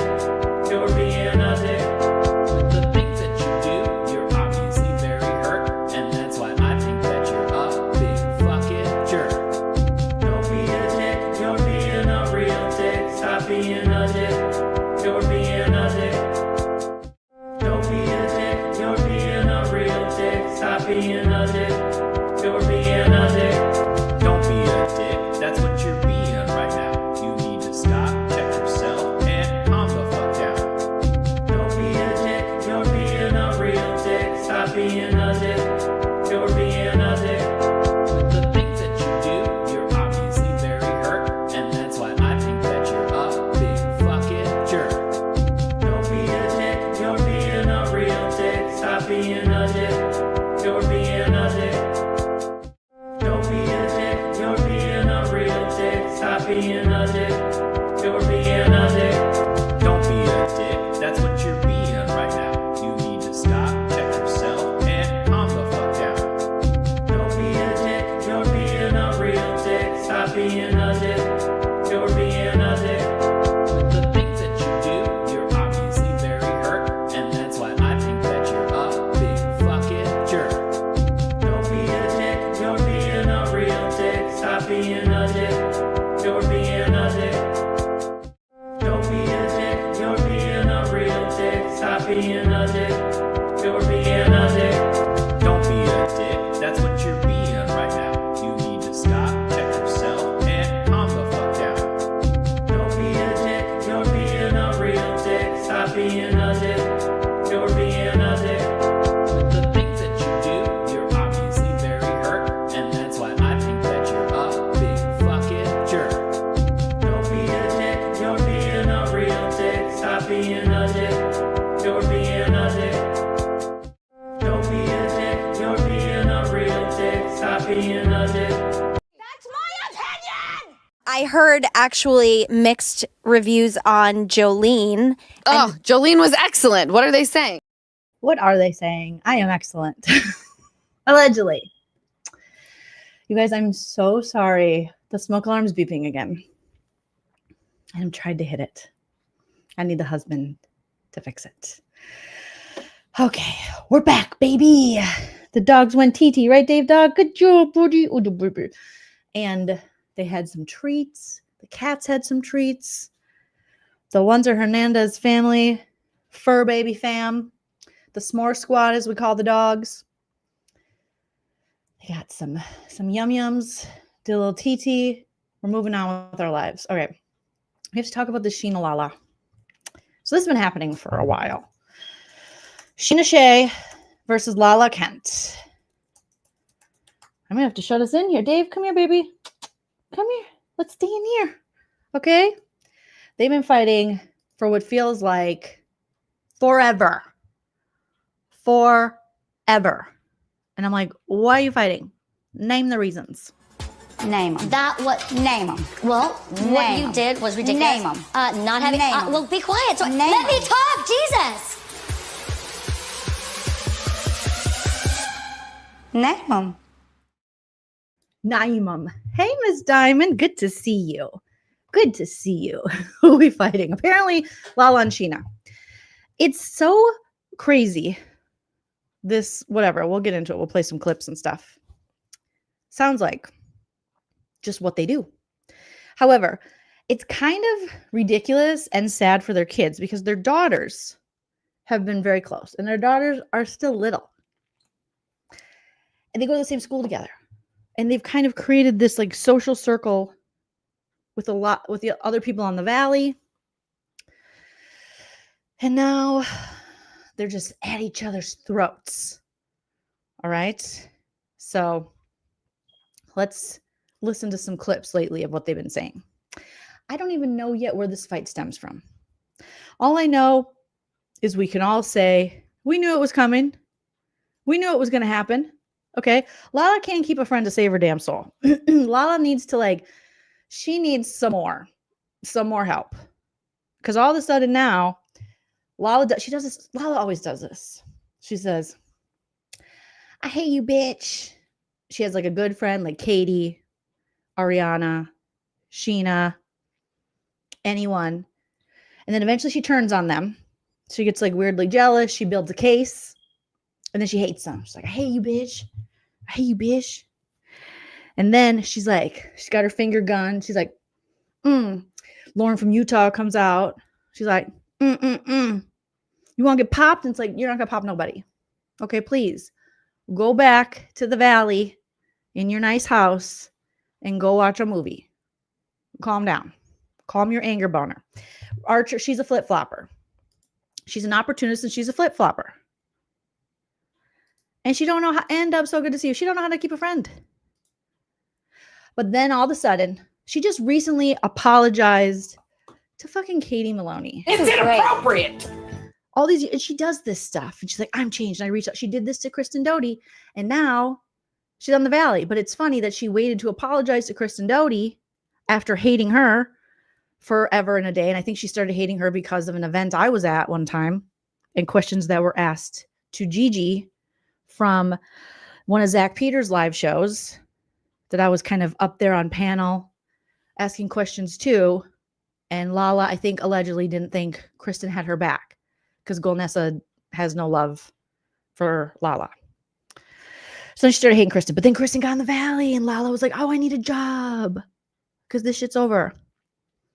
And so then all of a sudden she was apologizing to Kristen Doty. Now she's apologizing to Katie Maloney and hanging out with Tom Schwartz. And it's like, it's just, you ever heard that song? It's just a little too late. It's too, Lala, when are you going to figure it out? I'm just so tired of waiting for Lala to figure out. She's always like metamorphosing like a damn butterfly. And I'm like, girl, you're like 36. How old is Lala? How many, in my adult life, I honestly can't think of that, of like 5 people I've fallen out with like that. Now, sure, have I had like acquaintances or friends where it was just like reason, season, whatever they say, where you're just like, you just can't talk to them again. I'm an Aquarius. I'll just be like, okay, that didn't work. And that's fine. But to have like these like, F you, bitch, all this stuff, that's not healthy or normal for adult life, right? Like that's cuckoo bananas. So let's see, Lala Kent. She's 35, allegedly. Okay. It's weird. Do you ever look in the mirror and go, oh, it's me. I keep fighting with everyone. And like Katie Maloney, good friend to her. Ariana, good friend to her. She shit on them, in my opinion, thinking she could get ahead on Vanderpump Rules and be like the head honcho. Now, she's apparently on the valley and Scheana's not. And Scheana did an interview with Alex Baskin-Robbins, all this stuff I missed while covering Big Brother. And then Sheena's book came out. So let's just try to figure out this Lala Scheana drama. So my point was, Lala fights with everybody. She needs to I know she goes to the program and stuff and as a fellow sober girl, I understand what she's saying, somewhat. Everyone's journey is their own. And, my journey hasn't been the same as Lala's. But there might be a few steps she might want to do over, maybe. I don't know. There's just suggestions, maybe. And then also, I think she said her sponsor may have encouraged her for these apologies. Yeah. If you go in trying to get sober and you're like, and I'm fighting with everyone all the time, they're going to go, yeah, we got some work to do. We do have some work to do. But then she just thinks she can say sorry years later after not just on being mean and unfriending people, but after dragging their name through the mud online. She thinks, oh, I'll just say sorry. A couple years go by, call them. It doesn't work that way. I don't know. If someone did that to me, I'd be like, change. I would have my number changed. That's ridiculous. I'd have you blocked, not even my number changed. But it baffles me that she's just yeah. She thinks she can reinvent her friendships and apologies like she reinvents her brand and her podcast. Because now instead of Give Them Lala, she rebranded her podcast to Untraditionally Lala. What? What does that even mean? What does that even mean? What does that? What does anyone know what that means? Does anyone? Mm-hmm. Yes, Lala literally moved next door, bought a house next to Scheana in Palm Springs. Brock became like a second father or a father figure or a man in their lives. And now she's like, now they're in on the phone, and apparently Lala is telling Scheana to F off. And Summer Moon heard it. Lala's like, I didn't tell you, bitch. I didn't tell you to F off, bitch. I wouldn't speak like that. Here's where I do believe Scheana. I believe that Lala did say the things that we're going to hear Scheana claims she said. Because that's how Lala talks. Lala talks like she is some kind of fighter. Lala talks like she's about it. And she's not. She's 35, lives a very comforted life. But she's always like, you want me to throw hands? You want me to throw hands? I'm like, no, shut up. You are a 35-year-old mother. Stop it, lady. Where are you going to throw your hands? So when Scheana's like, and she yelled at me and told me she was going to fucking ruin my life and to fuck off and she'll fucking blow up my spot or whatever, how in Lala speak. I was like, yeah, I bet. And Lala's like, I didn't say that. I'm like, she probably said that. She was, I wouldn't be surprised if Lala does. She probably would go try to fight Scheana, knowing that Sheena's like 5 feet shorter than her. Lala's that type of chick that if she did get in fights in high school, she beat up the weak ones. You know what I mean? She found the short, quiet girls who were like, I just want to go to lunch. And she's like, you want some? And you're like, Lala was the first punch chick. You know what I mean? Lala was a bully. Let's be honest. Lala's not like Gigi. Who Gigi had to go in that, so she'll really fight you. She was like fat. I miss so much, you guys, when I was covering Big Brother. Apparently, Golnessa was fat shaming Brittany Cartwright. And then Kristen's like, that's not cool. And Gigi's is like, I don't care. She's fat. I don't know. I'm just, paraphrasing. But it's crazy. So the tension between Lala Kent and Scheana Shay is their recent public feud, which has been, seems like months now, since Sheena's book came out, maybe. Stemming from several incidents, okay? One being Lala allegedly revealing Sheena's husband's past affair to a mutual cast member. Which cast member? I don't know. We'll find out. Other issues include Lala allegedly yelling at Scheana and a perceived lack of support of Sheena's memoir. Remember, Scheana was like, no one's supporting my memoir. No one wants to know about all the guys I used to have sex with, which, well, yeah, I didn't want to know. There are some people that I'm like, okay, tell me, let me hear. That's no like slut shame business. It's just like, I'm just not that invested in Scheana and Sheena's love life. So, okay. And it was like Eddie Cibrian, like boring, bring a book. No, thank you. And she was like, and then I went out with John Mayer, boring, bring a book. No, thank you. So though both have made attempts to reconcile and express love for one another, not anymore. Okay. So here are the key points to the feud. Just Google breaking it down for us. All right. Disclosure of the affair. So in Sheena's book, we learned that Brock is a kangaroo cheetah. Yes, Brock. When Scheana was pregnant, Brock was like, I need to spread this seed. I need to give this, got to go to Outback Steakhouse. Foster's Australian for beer. Had a couple Fosters. And then I put it in another lady. And we were like, ew, Brock. Ew. The grossest thing you can do is cheat on your lady when she's cooking your baby. Okay? All right. Goldie says, can Scheana read? Allegedly. Allegedly she can. So we were all like, oh, God, here we go. And it was happening during like, she knew about it when Scandival was happening. Scheana didn't share this. And remember, it was Scheana and Lala that were calling out, Ariana's not keeping it real. We keep it so real. Meanwhile, she's hiding a whole ass affair from when she was pregnant. So the primary reason cited for the rift is that Lala reportedly, allegedly, told the Valley co-star Jenna Willis about Brock Davies' affair. Information Scheana had shared with her in confidence. Now, Jenna Willis, I don't even barely know. Is this the trainer chick? Yeah, this is Lala's trainer. She was, did they say she was a cat? She is not a cast member. She is not a co-star. She was a friend that showed up in the background a couple times, and Jesse used her to get information about Michelle, his ex-wife's new crazy-eyed boyfriend, who they're not even together anymore, allegedly. Okay, so this Jenna chick, remember? She's ripped. Of course. Lala's the type, you can't, women of the world, okay? Women of the world tonight. I really give we are a part of a rhythm nation. And also, to let you know about Lala. Lauren from Utah is not your friend.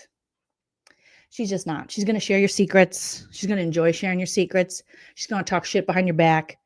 She's probably talked about either to herself or on an Instagram, or I should say Amazon Live, while selling cheap shit for Jeff Bezos. She's going to tell people that she's going to beat you up. She's going to tell her white boy dreads brother, I'll fight that bitch. And her brother like, yeah, Lala, let's get him. You know, that's the type of friend Lala is. So just know it so you can move appropriately in the world. Okay? Lala's a snake. She just is. I'm sorry. In my opinion. They not like us. They not like us. They not like us. Moves like a snake. That's what she does. Yeah, they do those Amazon Lives for Daddy Bezos. And she's like, do you guys want to see this piece of crap I got on Amazon? You too can buy this piece of crap. It's awesome. It's a piece of crap. This gets Jeff Bezos' new wife more fillers in her face and bigger tits. Buy it. I'm getting commission. How about this clip? Sure, you could buy it anywhere else, but you can also buy it on Amazon. It's a piece of shit. Sorry, I'm just hating on it. Is everyone here like it's okay if you don't. Is everyone still boycotting Target? Because this is the longest I have never went to Target. It's been since January, February. I'm so mad at them.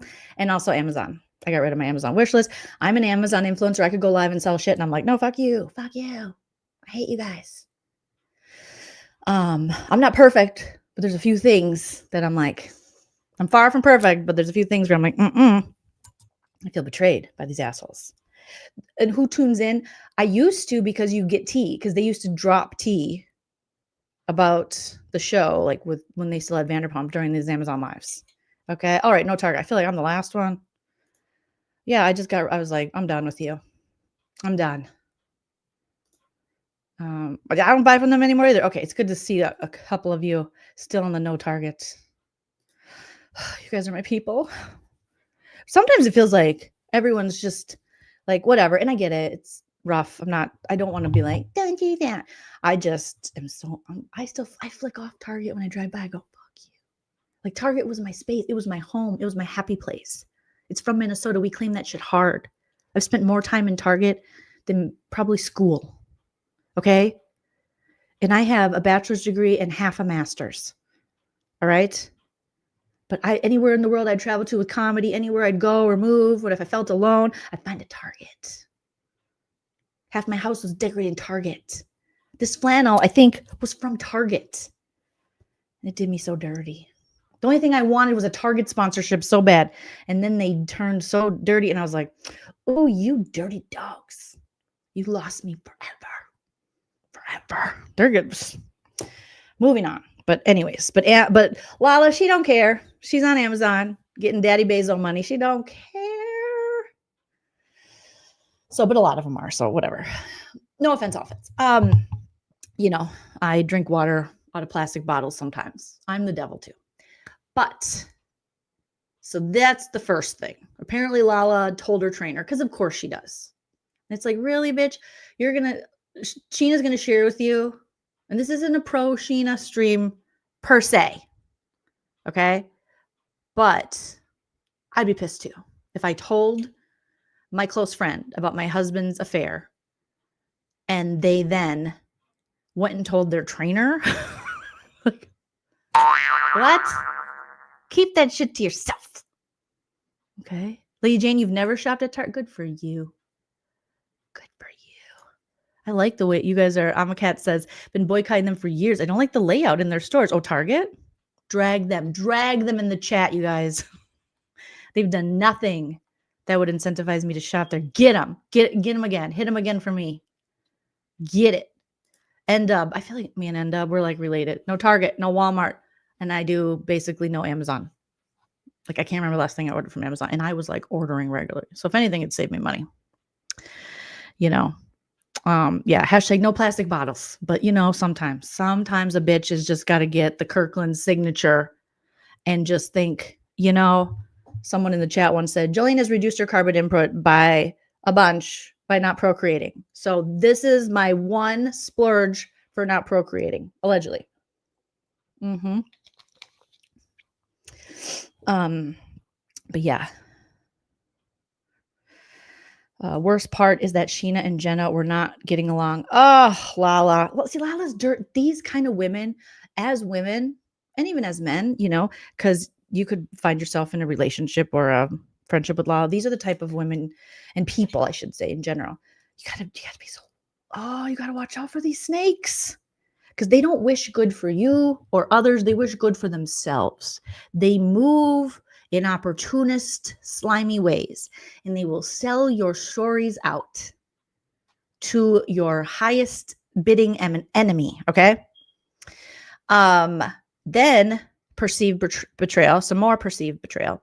Scheana felt a deep sense of betrayal, comparing the situation to how she felt when her husband first confessed about the affair. Okay, let's not get too dramatic, Scheana. It's really shitty, but I would say far worse, the betrayal of Brock having full intercourse and an affair with a woman while you are incubating his child.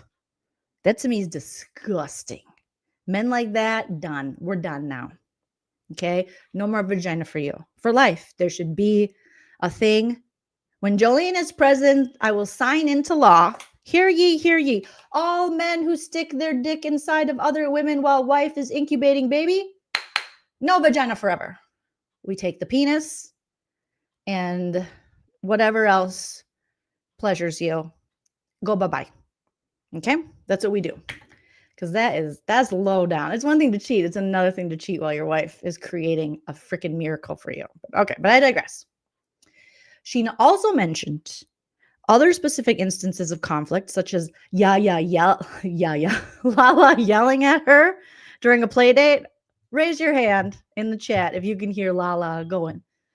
She likes people like you can hear her yelling at Scheana. She likes people like Scheana.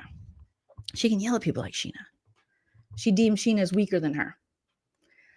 She'd be like, bitch, did you just end the play date early? You want to get popped? And Scheana's like, I don't want to get popped. I don't want to do it. No.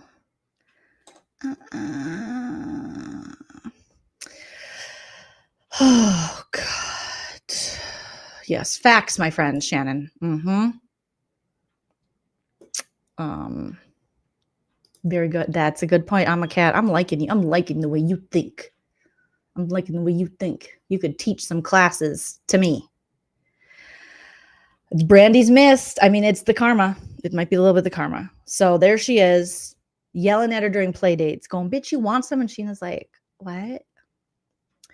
And getting upset that Scheana gave a friend's name to production. Lala would do that because Lala's the type of chick that she's so insecure about like her next job and shit that no one else can prosper. This is just my observation watching her on reality TV forever and watching the way she moves and her putting all of her friendship bullshit out there is that she's afraid that there's not enough room. So she doesn't want any other bitch's name to be brought up. Where really she should be open to more women getting opportunities and bringing up like your friends and your friend group. Because then as they succeed, they'll bring you up. And it's this whole like bring each other up type vibes rather than there's only so many spots. So we're competitive. And that's the one thing I never liked about LA is that there is, but there's there's not as much collaboration as there is competition, you know, and that's a competitive chick. From the moment she stepped on Vanderpump, she was competing for what? I don't know. For maybe BJ's for PJ's. Okay. So then the memoir support. Okay. The feud was exacerbated. I love that word because it reminds me of the other word. By Scheana feeling that Lala did not publicly support her memoir, My Good Side, adequately. Although Lala claims she did post about it. Okay, Lala, if this is your best friend, if my best friend writes a book, every live for as long as she's promoting, I'm going to go, my best friend wrote this book. She's my best friend. She's like, buy my best friend's book. This is my best friend's book. And Lala's like, put one post. She's like, probably put a shitty picture. Click. Scheana wrote a book. It's awesome. Go get it. Done. Bury it in the timeline. But you go live so much. You do your Amazon lives. You do your podcast. I'd be like, Scheana's book. And then when you have a book, which Lala has a book, she goes, Lala's book. Women supporting women. Even my freaking journal is all women. We go our own way. Go your own way. You know? But no, Lala's like, I posted about it once, ho. That's enough. Okay? That's enough.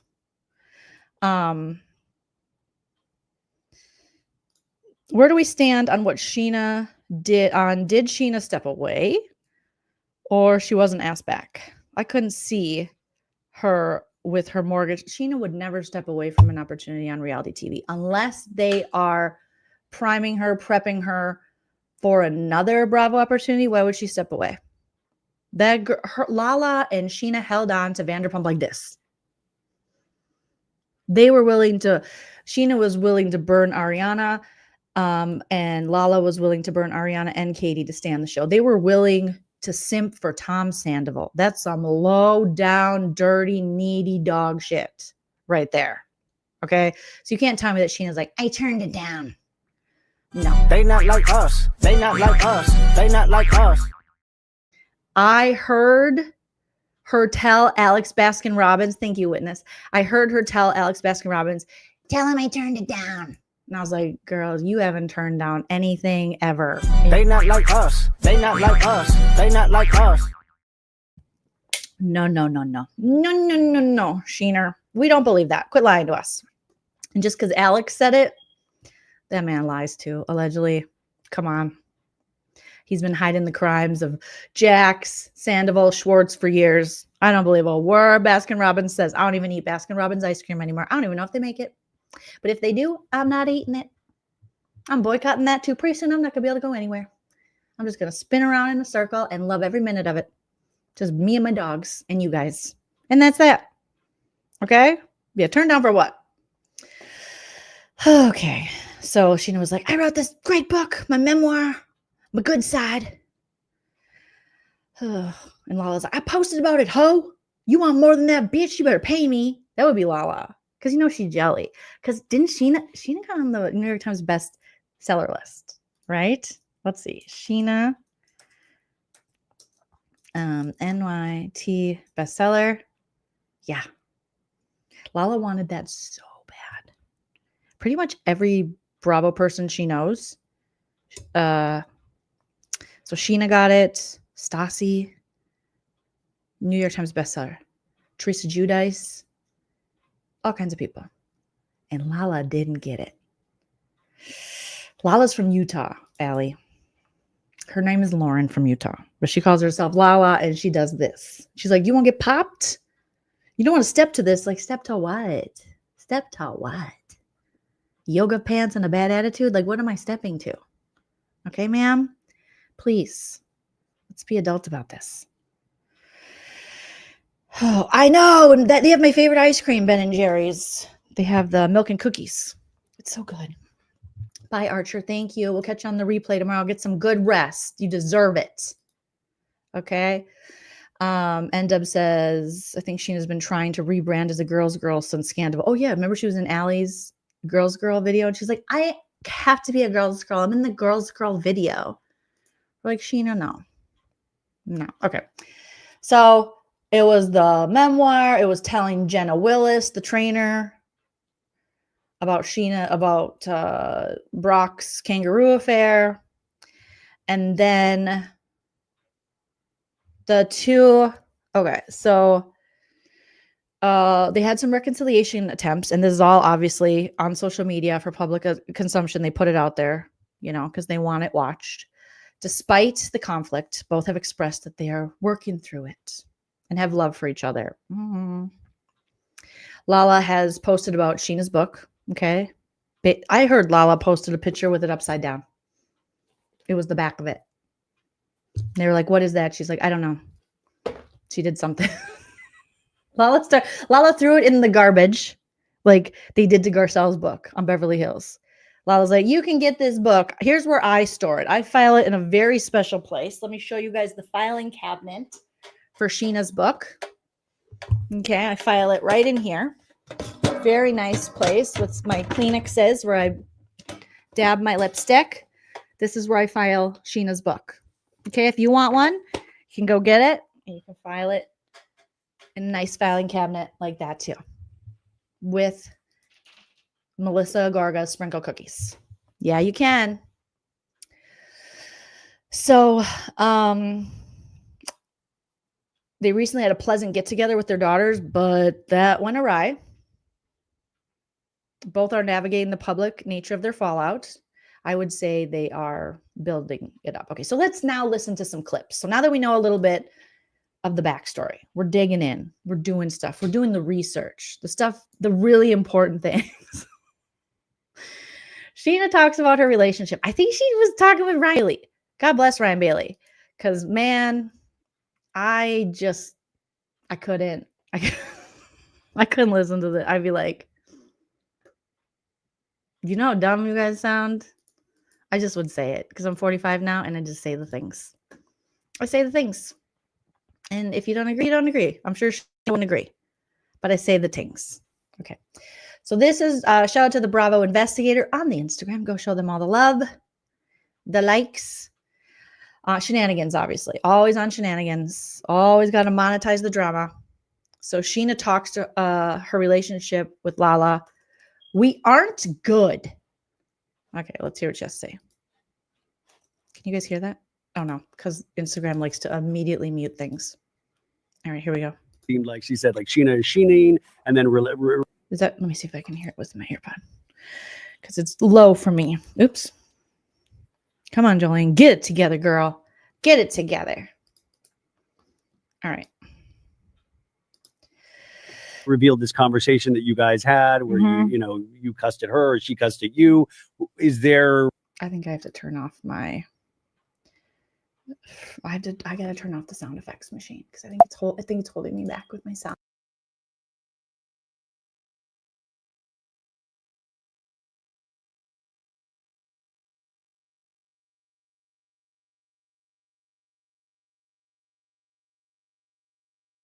More clarification for that? Are you guys good?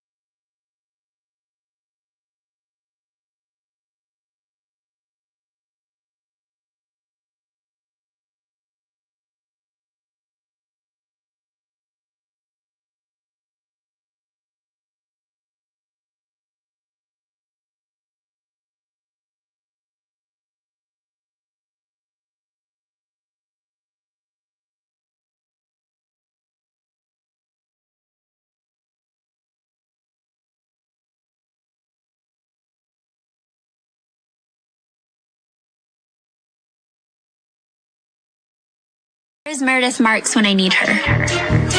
The rumors, the nastiness.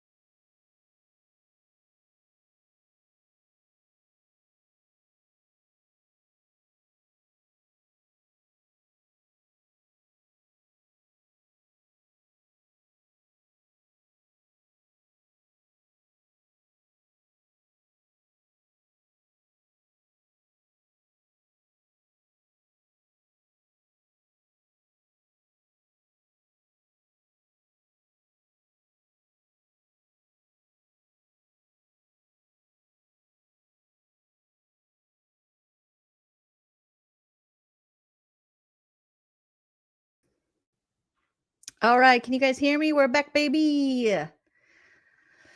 Give me a thumbs up if you can hear me. Sorry about that. My Chrome was like, I am not updated, and you better update me, or I will leave you forever. Okay, good. We're here. We're here. We're doing it. Not with that. Not with that. We're not, Jolene. Okay.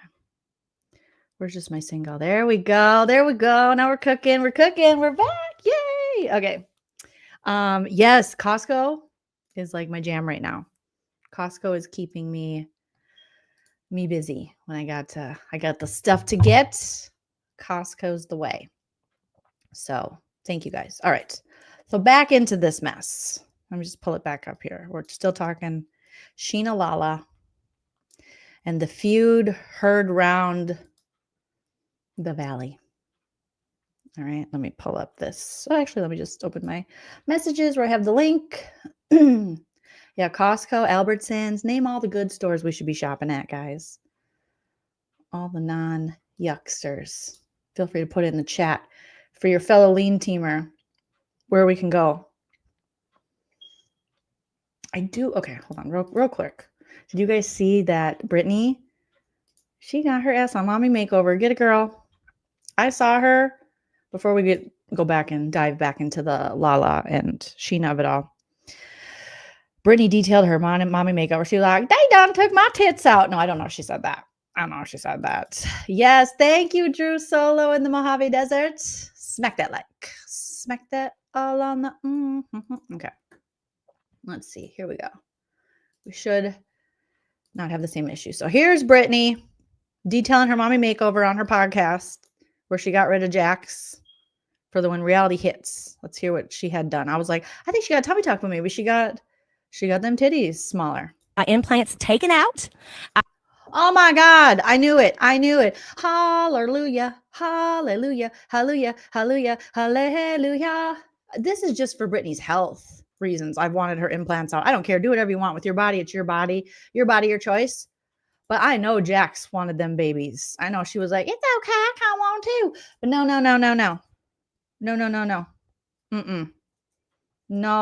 No, we didn't want that. She didn't want that. They look so heavy.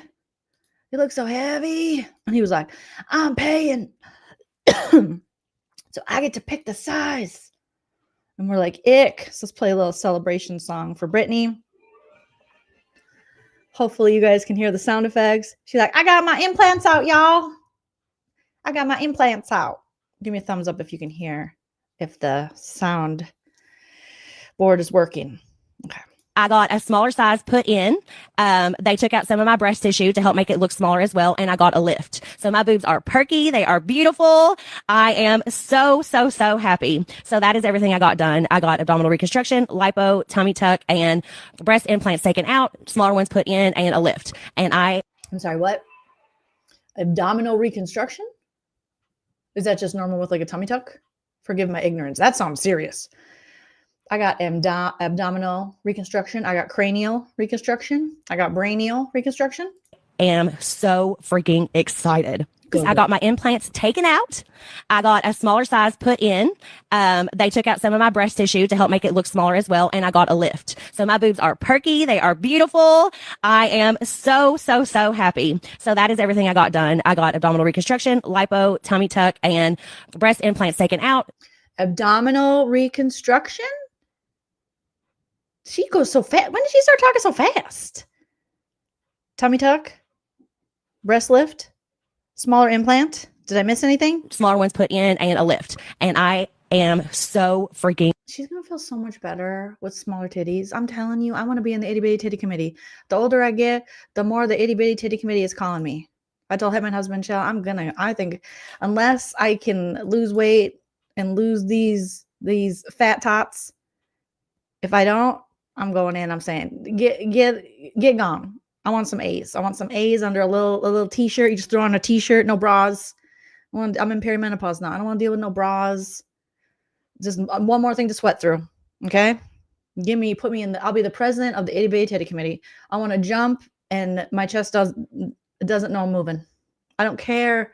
I'm not feeding no babies. We're good. They're heavy. Okay. It's heavy. I got to spend like freaking $200 on a bra with Honey Love, which I do like their stuff. You should probably sponsor me.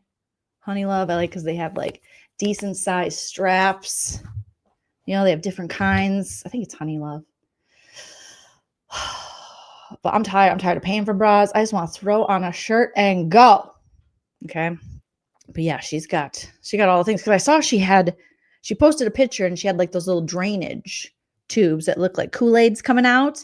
And I've only seen those with women who are going through like double mastectomies through like breast cancer and stuff. So I was like, what's Brittany doing? And then she also had like a tummy kind of wrap thing on as well. Excited. I got my implants taken out. I got a smaller size put in. They took out some of my breast tissue to help make it look smaller as well. Okay, so they took some breast tissue to make them look smaller as well. Okay. and I got a lift. So my boobs are perky. They are beautiful. I am so happy. Girl, so that is good. everything I got done. I got abdominal reconstruction, lipo, tummy tuck, and lipo, breast implants taken out, small You got a mommy makeover. ones put in, and a lift. And I am so freaking excited. I got my implants taken out. Okay. I got a smaller There size you put go. in. They took out some of my breast tissue to help make it look smaller. Taking out the breast tissue. That's interesting. That is interesting. I just got my mammogram and they told me that my boobs are dense. And I told my husband, Joe, well, they have told me before, and I make this joke to him, but I said, I got them stupid titties. Stupid. Because they said they're dense, you know? Okay. It's a little bit of a dad joke, but yeah. But good girl. I mean, you know what? Do what makes you happy. I always thought them big old Jack's titties were holding you back, you know? But there you go. There you go. So that's just part of the reduction. Okay. Yeah, they're dense. Those are some stupid titties. I got stupid. Okay. Move on, Joleen. I can't. I cannot. All right. So let's now pull up some Scheana versus Lala.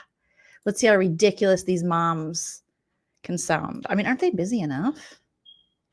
Apparently not. Ladies, you need to volunteer somewhere.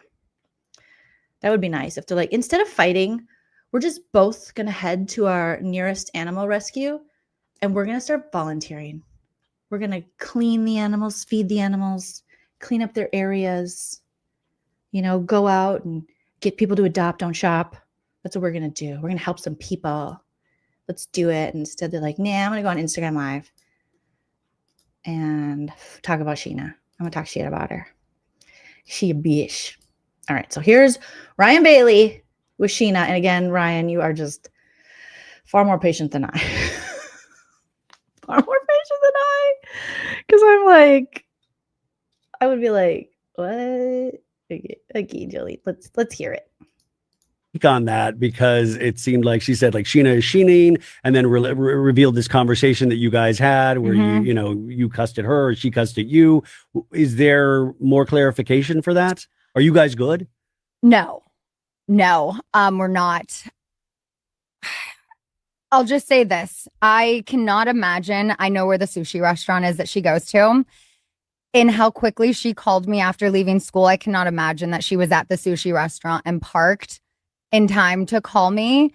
And regardless, she knew my kid was in the car. So even if you're saying that you didn't cuss in front of your kid, my kid was in the car. She sees your name pop up and she's like, oh, mommy, Lala's calling. And then just hears her screaming profanities at me.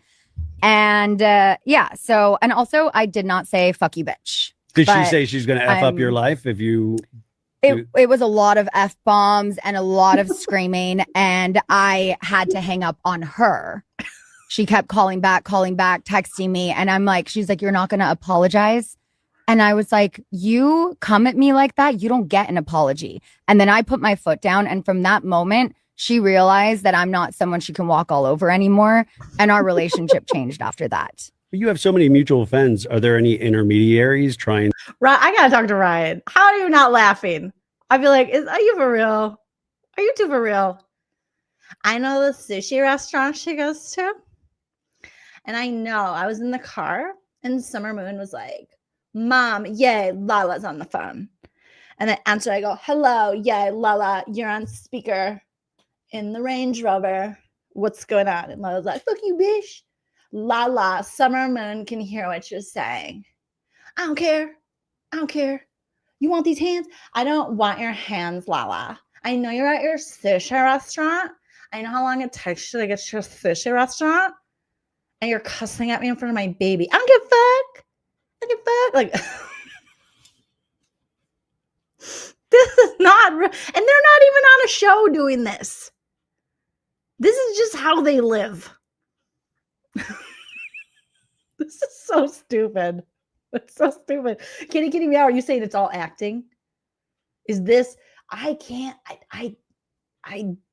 can see what you're saying. And maybe it's like Scheana and Lala are trying to get maybe their own show or become the stars of the valley, or Lala's trying to get Scheana on the valley. But I don't think Lala would work to get Scheana a job. because she has proof she doesn't move like that. She doesn't move to support and bring up other women. She moves to tear them down and take their job. Okay. Oh my gosh. Oh, the crazy British guy, he's done. He's a domestic abuser, allegedly. So everyone's kind of done with him. Lala was at the sushi restaurant to cheer up Summer Moon after she was traumatized after hearing Scheana have a conversation at the play date. Just imagine these chicks. She's like, hello, Lala, what's up? What's up, bitch? You dumb hoe. What? And it's like, why are you mad, Lala? Because I am. Because I can be. Don't get popped. And to broker a peace treaty at all? Not a peace treaty, Ryan. Maybe, but it's not going to happen. No. Maybe, but it's not going to happen. We're done now. It's over. There's no coming back from this. Okay, let me tell you guys a little secret. Well, it's not really a secret. Back in the day, you know, I went to some Bravo events at Up and Adam, Zach Peter had, and met some of the Vanderpump people. Met Scheana. She was delightful. She was a doll and so great. Her and I had little correspondence here. Like, maybe we can collab. And Sheena's like, maybe we'll collab. And then I dropped the ball. And people were like, why are you dropping the ball? You could collab with Scheana. And all that went through my mind is, what the fuck would we talk about? I was open to, maybe she wants me to, like, you know, if she does a podcast tour, I could do some stand-up, you know, if she wants to hire me to, like, open or something. But, like, what would her and I collab on? I would just be laughing. Like, no offense, I don't want to go on your podcast. I don't want to talk about this. I don't want to be on the show. So what are we going to collab on? So then I was like, yeah. What would we collab on? And we just never did. Because I was like, what the fuck would we collab on? But I respect the people who do collab with them, you know? But I just was like, I don't want to be friends with these people. Like, I just want to make fun of it. I don't want to be on it. I don't want to spend my golden years. Am I in my golden years yet?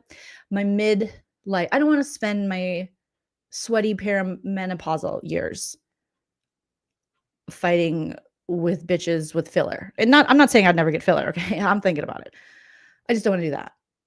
This is not where I'm here. So when I see stuff like this and I see, like, the bloggers getting involved, it makes me think of, like, we could have collabed, because her and I hit it off. I mean, she's a nice person. You know, she was very kind. But I just kept people were like, Joleen, you got to jump on that. She wants to collab with you. And I was like, but about what? Like, what will we do? Because I don't want to go to the parties and hang around anyone. Okay. So, yeah, I think the last message I have with her is 2022. And honestly, Scheana was so nice. Okay. She was so nice to me. Told me I was awesome. Had so much fun at the show. They saw me do stand up. I said, thank you. You're an absolute sweetheart. It was wonderful meeting you. She wanted me to send her a video. She wanted me to send her a video of my stand-up to add to her vlog, I think, because she did a vlog of that night. And I said, let me know if you ever want to collab. And she said, let's definitely collab. And then I thought about it, and I was like, because people were like, you should collab. And I was like, so I'll just say collab. And then she said, let's definitely collab. And then I was like, what would we do? And we'd probably just do this. So, yeah, I'm in my middle of my summer years. So I have this thing where I don't want to be friends with any of these people. I know a lot of people do. And a lot of the people that cover the shows or talk about them on YouTube or have podcasts, they want to be in it. I don't want to be in it. I feel the same way about Big Brother when I cover it. I don't want to be their friends. I like Angela. I like Angela a lot. I like Jess Milagros a lot. There's people I enjoy, you know, but I don't want to, like, be friends with everybody. A couple people being friendly with is really cool. I found Angela was really cool, but that's not what I want to do. It's all happening. When I think about that, I'm like, oh, that could have been me. Yeah. I love Angela from BB. Yeah. Angela Murray. She's great. I don't want to be featured on any of the shows ever. Like, give me a stand-up special. Give me a real TV show. No offense. I love watching the reality TV for sure. But do I want to be on it? No. God. Pretty soon I'll be getting arrested for fraud and going through a divorce. Like, that is just no way. No thanky.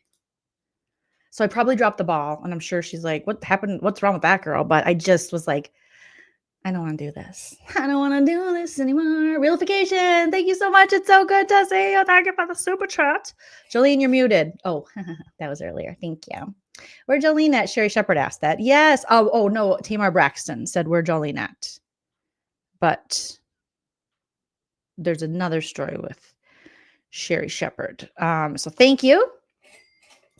Realification said, the wisest advice that I ever received from an elder in my youth was familiarity breeds contempt. Ooh, I go by that. That's exactly what I thought when Lala bought the house next to Scheana's. Realification coming in with those wise words. Hell yeah. Yeah, reality TV is a little too toxic. Okay. Like, I just want to watch it and talk shit about it and laugh and roast it and then do stand up and have fun. I don't want to, they have to fight constantly.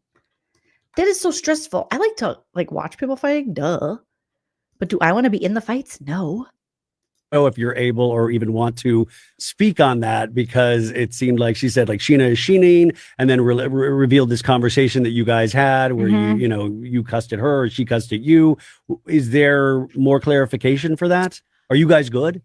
No, we're not. Sorry, I have to hear it again. I'll just say this. I cannot imagine. I know where the sushi restaurant is that she goes to. In how quickly she called me after leaving school, I cannot imagine that she was at the sushi restaurant and parked in time to call me.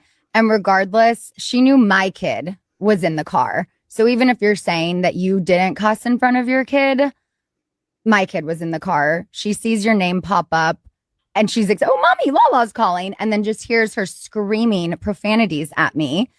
And so, and also I did not say, fuck you, bitch. Did she say she's going to F up your life if you... It was a lot of F-bombs and a lot of screaming, and I had to hang up on her. She kept calling back, texting me, and I'm like, she's like, you're not going to apologize? And I was like, you come at me like that, you don't get an apology. And then I put my foot down, and from that moment, she realized that I'm not someone she can walk all over anymore. She was like, at that moment, she realized Wu-Tang Clan ain't nothing to fuck with. That's what she realized in that moment. So she's alleging that Lala said she's going to fuck up her life. I believe that. Put it in the chat. Do you guys believe that? I believe that Lala would say that to her. But also, it's like so ridiculous. And God bless Ryan doing the Lord's work there, going, is there reconciliation? Like, he sounds the most professional out of the whole situation. And Sheena's like, nah. She called me and there's F-bombs. And even if her kid wasn't in the car, and Summer Moon was in the car. And she heard the F-bombs. And she said, I'm going to fuck up your life. Lala, eventually you're going to get charged with like terroristic threats or something.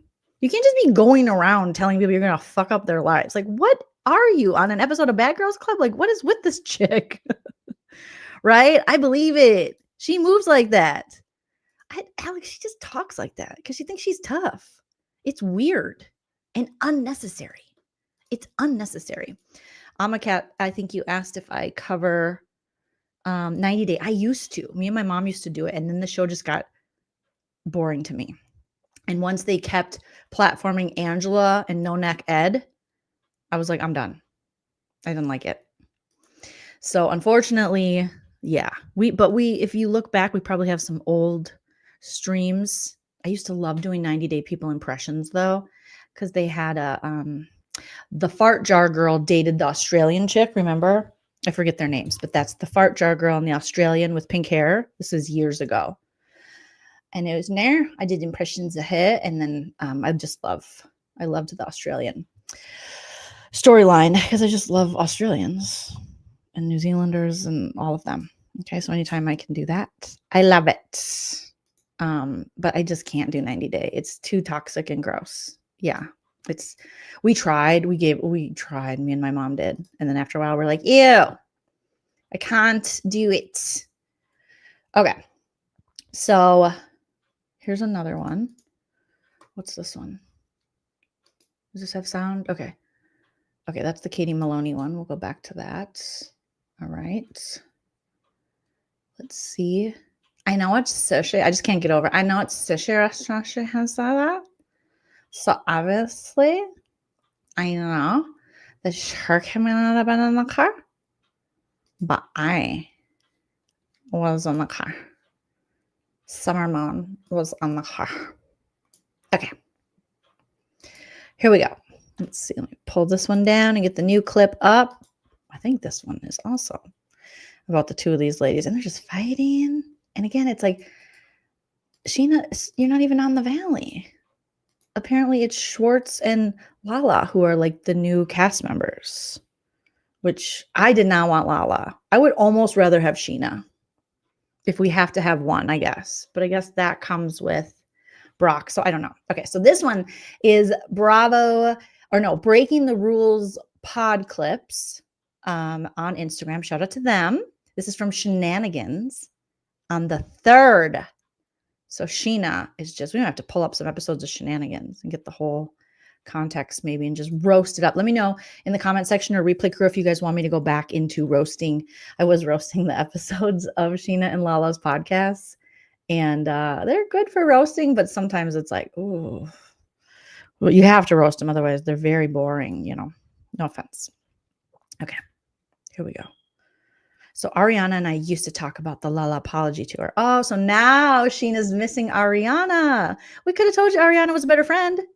Oh my God, Ariana's on the up and up. She's not out here swearing at people, calling people up, telling they're going to fuck up their lives in front of their kids, in front of a sushi restaurant or something.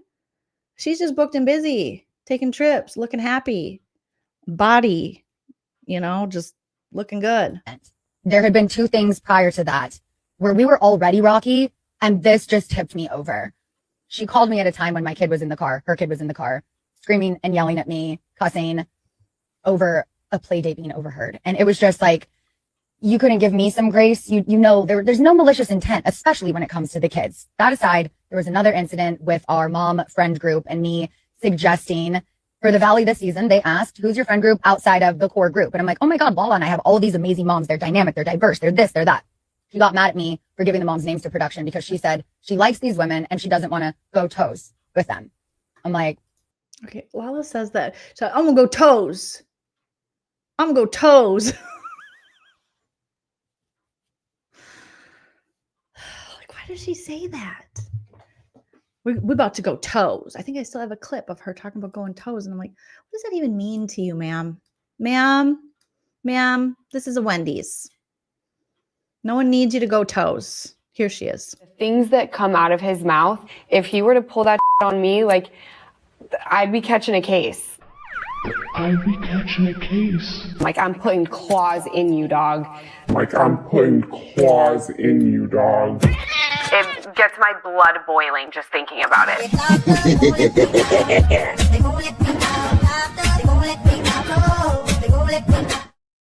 Okay, so that wasn't going toes, but I'm putting claws in you, dog. What? We're going toes. I'm gonna catch a girl. Can you stop? You would be the first chick the minute they offer the handcuffs. No, please, God, no, I have a baby. I'm a mother. I'm just a PTA mom. I'm just in the carpool. Well, online we have you saying you're gonna catch a case. You put claws in bitches. You're gonna fight. No, please. She'd be crying so fast. No one wants to fight and get around. Are you crazy? That's crazy words.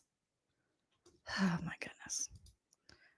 But she's gonna beat up Scheana. I have a feeling she's gonna beat up Scheana. Scheana, you better get a restraining order because Scheana can't fight. Scheana is tiny. You don't like me, you don't like Brittany, you don't like Janet, like you don't like Michelle, you're okay going toes with us. Like, that doesn't make sense. Your reasoning, I let it go. Then I was just like, yeah. It was especially painful for me because Lala knew the whole saga, the dark place that I was in mentally when I had a breach of trust when I first started writing this book. And it's like, finally, I was ready to open up to my close friends about this. And she did the same thing.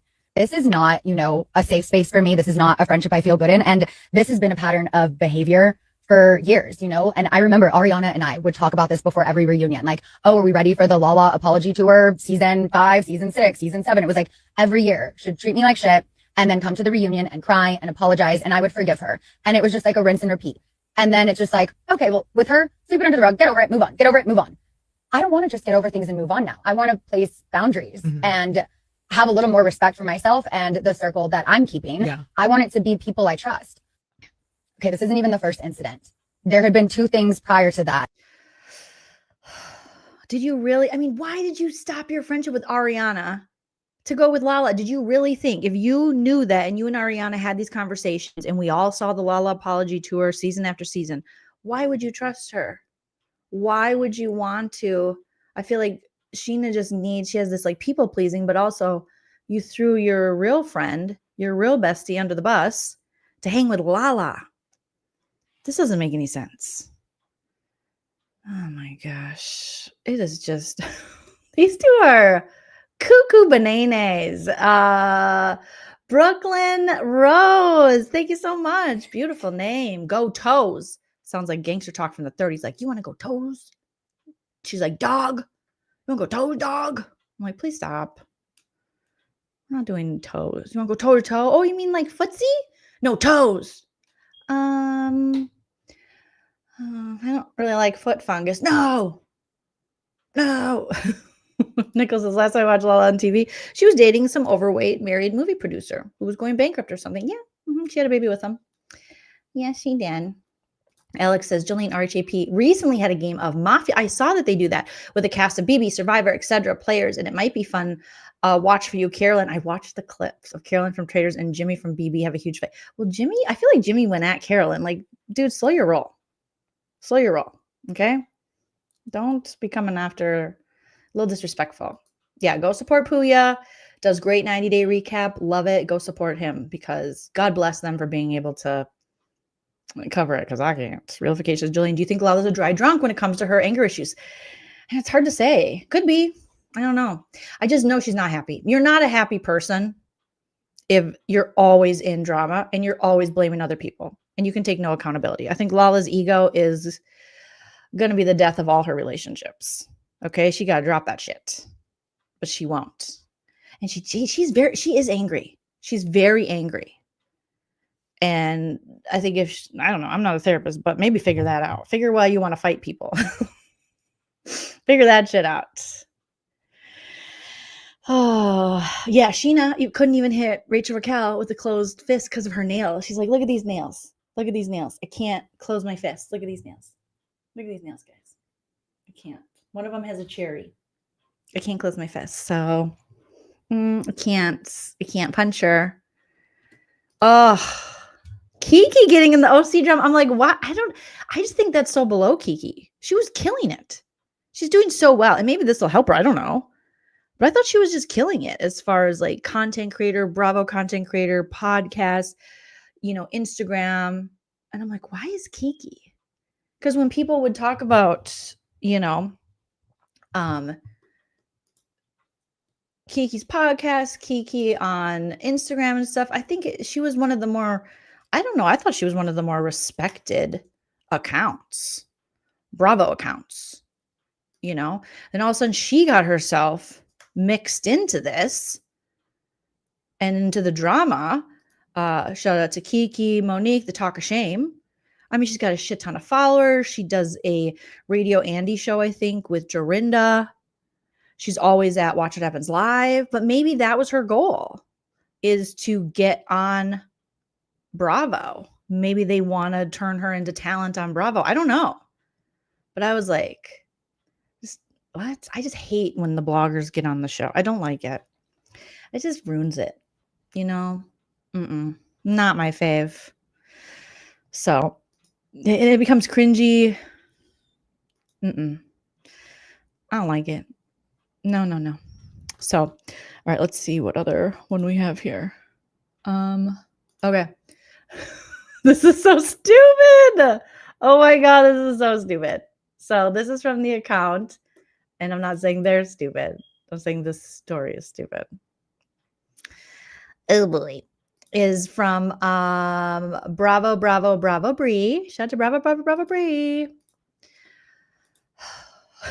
This is so dumb. This is so dumb. Lala seemingly unfollows Scheana, Brock, and Summer Moon and her sister. You unfollowed Summer Moon. Isn't that what Tom Sandybutt did? Come now. The baby. Well, first of all, the baby don't need an Instagram. She needs a little bit of anonymity because Hollywood is a weird place. All right. Oh boy. Lala's like, I'm unfollowing the whole family. Everybody. I mean, Summer Moon just catching strays all the time. All the time. That sweet little girl is like, what I do? She just goes to preschool and befriends your daughter. And you're just unfollowing her. I hope she didn't notice. I hope she didn't notice. Okay, what's the next thing on your say? So people checked. Shout out to Bravo Bree. Looked at Lala Kent. Scheana, nope. Brock, nope. Summer, nope. Courtney, Sheena's sister, nope. She's like, I'm done. You're dead to me. Right? Unfollowing an infant is wild. That is wild. This is where we're at. In this stage of the end of the world, allegedly. Okay. I know I just sent a bunch of this to me. Oh, let's see if we can find another one. Okay, more Lala unfollows Summer Moon. Got it. Okay, here's more. Here's more on the shenanigans. Hopefully this is something else and not the same thing we just heard. Okay. So this was like a little earlier in the feud, when Scheana was addressing whether she was put on pause, and other things on Shenanigans, the podcast that now people seem to only listen to when she's talking about stuff about Bravo. But okay. So according to the Vanderpump Rules Party, shout out to them on Instagram, they posted this saying Scheana addresses the latest rumors about her status with Bravo with head honcho Alex Baskin-Robbins as her guest to verify what's true and what's not true. Well, they both lie. No offense, all offense. So who knows? Alex confirmed Scheana has never expressed interest in being on our RHOSC, because some people were like, oh, Sheena's friends with Gretchen. She's involved in this, with, obviously friends with Kiki Monique. Scheana's got a feud with Tamra. So maybe they're prepping her for RHOC. And they say no. She was given an offer for a role on The Valley. Lala did not take her spot because that was like, oh, Lala took Scheana's spot. Maybe that's why they're fighting. Bravo is not punishing her for her book. Okay, here is where I'm going to say, no. I don't believe it. You can't talk shit on Lisa Vanderpump, who is an executive producer on the show you were on, and then on The Valley, and not think there's going to be consequences. Lisa Vanderpump, I know she's kind of more of an executive producer in name, but she is not going to take that. Now, I'm not saying what Scheana said is wrong, because I think Lisa does need to be called out on things. But of course, there's going to be consequences to that. But they can't say that, because then she could probably sue him or something. She talks about if she'll be at BravoCon. Who cares? She would rather squash the beef with Katie Maloney than Tamra Judge. I don't think Katie wants anything to do with you or Lala. Leave her alone. She's living her best life. She confirmed what we speculated, that she felt Lala betrayed her trust, telling Jenna Willis the Brock secret, and Jenna spread it to others, notably Zach. Oh, not Zach. Oh, not Zach. Zach's going to spread that shit. And as we said, it really stung a bit that they filmed right next to her place in San Diego. All right, let's listen to this. Shout out to Vanderpump Rules Party if you want to follow them on the Instagram. Well, we definitely had serious conversations about you being a part of the cast. Mm-hmm. And it was a great offer. I thought it was a compelling offer. Right. Okay. So people saying out there that I was not asked and that Lala took my spot, what would you say to them? That is not true. That's not true at all. And obviously, if we weren't talking about your joining the show, I wouldn't be here because there wouldn't be anything to talk about in the first place. Right. And I've also seen rumors out there that I have been put on pause because the network is punishing me for writing my book. That isn't true. Thank you. I know that you have always been very supportive and understanding, and I appreciate our talks recently, just reinforcing, that I'm family, that the door is always open. You never know what the future holds, but I'm still going to be at BravoCon. I do want to clear up some rumors. So let's just start with that one. In the 14 years you've known me, have you ever heard me say my dream is to be on Real Housewives of Orange County? You have not expressed that to me. Don't you think you would be the person I would go to if I had that dream? I would hope so. Yeah. So not my dream. I do remember I have a couple questions for you too. So Okay. do you have any FOMO? So I'm not going to lie. San Diego was a kick in the dick if I had one. Kick in the dick. Seeing that, knowing that a reason I was told I got demoted season 10 was because I said on a podcast, I live in San Diego, but I work in LA. And then to see y'all literally filming across the street from where I used to live, the restaurant I used to go to, I was like, well, that kind of sucks because I wanted to film down here and I still had my house season 10. We could have literally filmed at my house and walked over to Belmont Park. So that, yeah. But the rest of it, I'm like, I can do a girls' night with them whenever, It was just the San Diego was yeah. Who are you more likely to squash the beef with, Tamra or Katie? Woo! Like, well, we definitely had serious conversations about you being a part of the cast. Mm-hmm. And it was a great offer. I thought it was a compelling. Okay, so it just started over. Scheana's just exhausting. It was a great offer. You would not turn down it. Why would you turn down the Valley? Did she ever give the reason that she turned down the Valley? That makes no sense. Does she want a new franchise in San Diego? Probably. Or in Palm Springs where her house is. Yeah, right. Goldie says, imagine Brock having more fame. Oh my God. That would be horrible. No, we don't need that. We definitely don't need him having more fame. Okay, he's already gotten in trouble with his boner. More fame just leads to more possibilities for him to misuse his boner.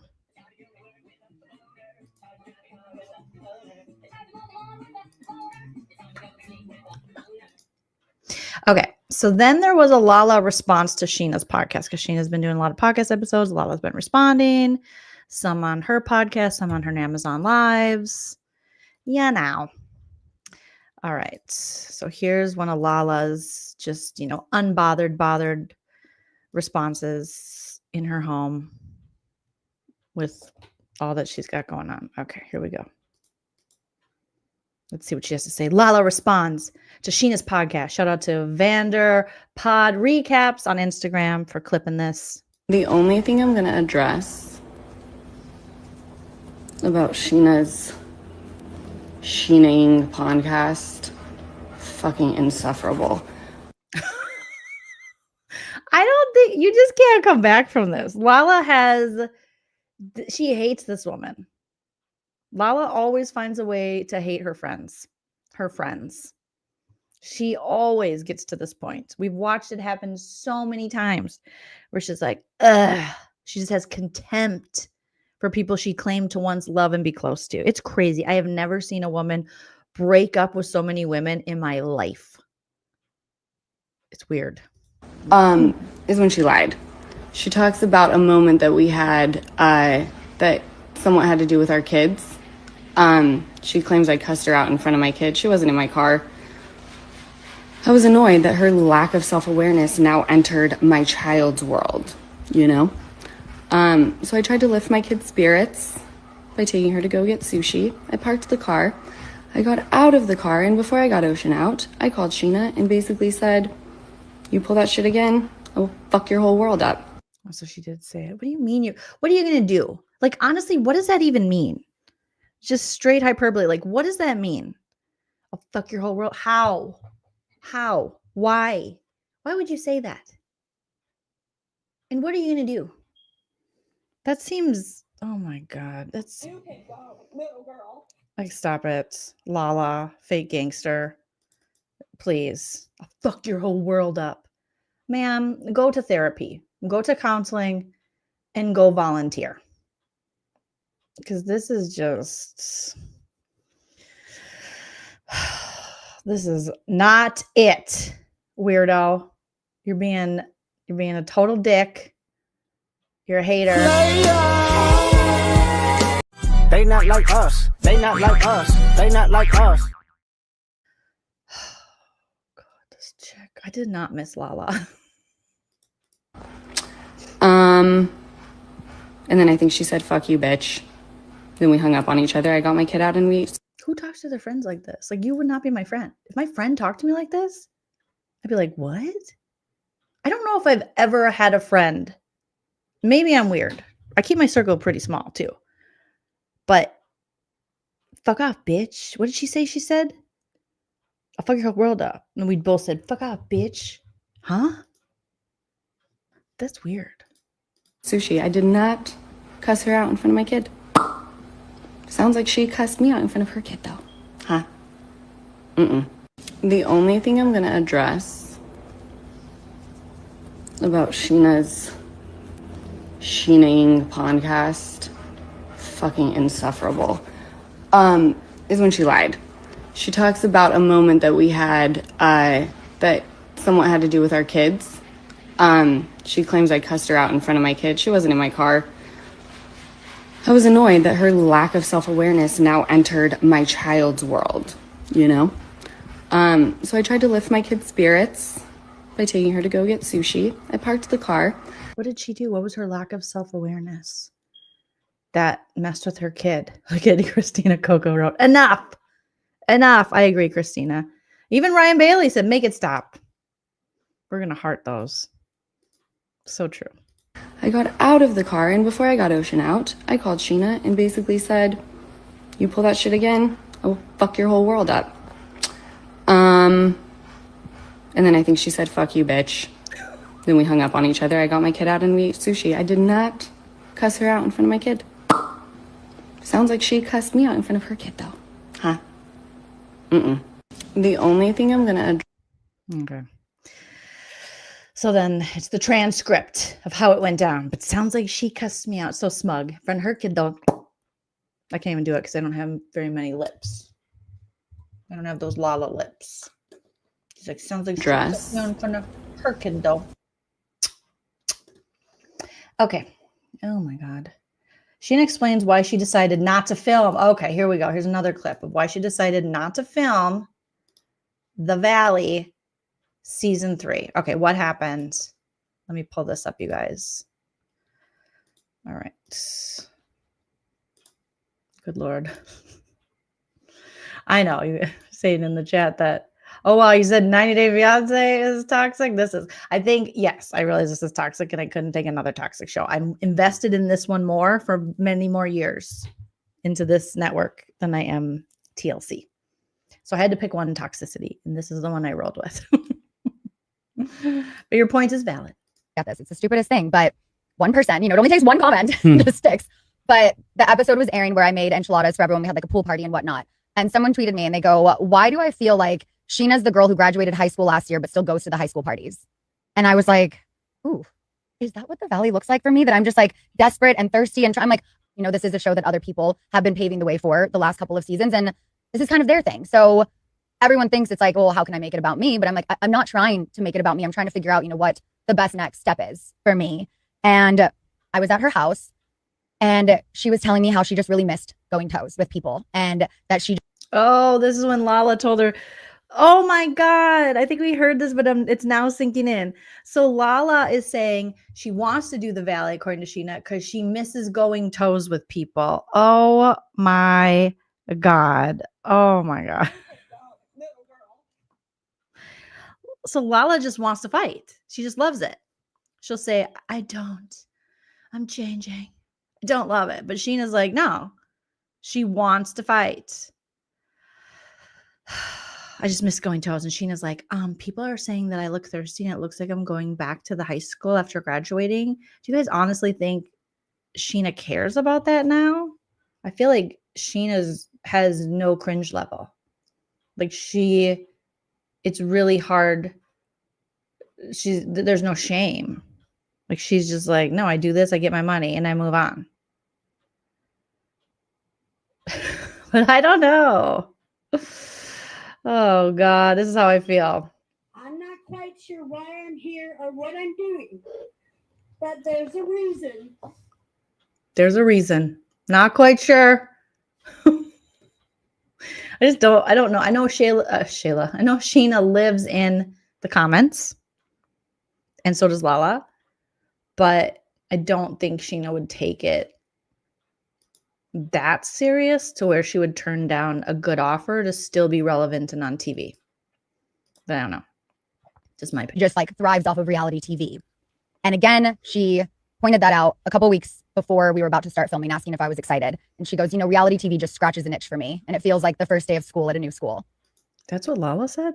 Because that's funny. If she's talking about Lala, because Lala, when you listen to her podcast, which we have a lot, unfortunately, she will say things like she doesn't love it. Doesn't, she reluctantly does it. We knew she loved it. We knew it. She's like, it scratches an itch for me, like it's an addiction. And it doesn't scratch an itch for me in that way. I love it for the platform it gives us to talk about real life things. I want to be a part of a show where people are excited about showing their lives, not going toes and it scratches an itch and gets them off. Like that just kind of rubbed me the wrong way. And then when I was doing book press, it was a podcast I did called Unwells. It was like a pop culture show. And they had a section at the end where it was like, fuck yes or hell no. And they said Paige DeSorbo leaving Summer House. And I was like, hell nah. And then I go, wait, let me change my answer. I go, fuck yes to her trying something different, for, having an offer, walking away from it. No one walks away from these offers, right? Like I ask myself daily, like, am I crazy? Am I making the number last season? And like, I'll never forget this. It's the stupidest thing, but 1%, it only takes one comment that sticks. But the episode was airing where I made enchiladas for everyone. We had like a pool party and whatnot. And someone tweeted me and they go, why do I feel like Scheana's the girl who graduated high school last year, but still goes to the high school parties? And I was like, ooh, is that what the valley looks like for me? That I'm just like desperate and thirsty and I'm like, this is a show that other people have been paving the way for the last couple of seasons. And this is kind of their thing. So everyone thinks it's like, well, how can I make it about me? But I'm like, I'm not trying to make it about me. I'm trying to figure out, what the best next step is for me. And I was at her house and she was telling me how she just really missed going toes with people and that she just like thrives off of reality TV. And again, she pointed that out a couple weeks before we were about to start filming, asking if I was excited. And she goes, reality TV just scratches an itch for me. And it feels like the first day of school at a new school. And it doesn't scratch an itch for me in that way. I love it for the platform it gives us to talk about real life things. I want to be a part of a show where people are excited about showing their lives, not going toes and it scratches an itch and gets them off. Like that just kind of rubbed me the wrong way. And then when I was doing book press, it was a podcast I did called Unwells. It was like a pop culture show. And they had a section at the end where it was like, fuck yes or hell no. And they said Paige DeSorbo leaving Summer House. And I was like, hell nah. And then I go, wait, let me change my answer. I go, fuck yes to her trying something different, for, having an offer, walking away from it. No one walks away from these offers, right? Like I ask myself daily, like, am I crazy? Am I making the number last season? And like, I'll never. Okay. Oh my God. This is just cuckoo. Oh my goodness. All right. I am getting sleepy, you guys. I'm so sorry, but we've been at it almost 3 hours. Okay. So we'll do more. We'll do more. Probably tomorrow. We'll do more BB, more Bravo. I got to do my Salt Lake City recap of the latest episode. Oh my God. Bronwyn's mom. I hate her. I feel so bad for Bronwyn. Anyone who has a mom like Bronwyn, I'm giving you all the virtual hugs. I'm so sorry that moms like that exist. I literally was like, with the eyebrows to boot. I hate it. Hi, Powell. Powell, do you want to join me for Amazing Race? Are you caught up on this season? Do you want to join me this weekend for Amazing Race recap? I know you're a big fan. Let me know. Text me. And because I need a lesson. This is my first season I'm watching Amazing Race. And so I'm trying to keep up and learn, but maybe you can help out by being like the Amazing Race super fan, because it was so funny last episode recap. The chat, I mean, you guys are amazing. And they were telling me all these funny instances from Amazing Race seasons of the past. And a lady that got hit in the head with a watermelon or something.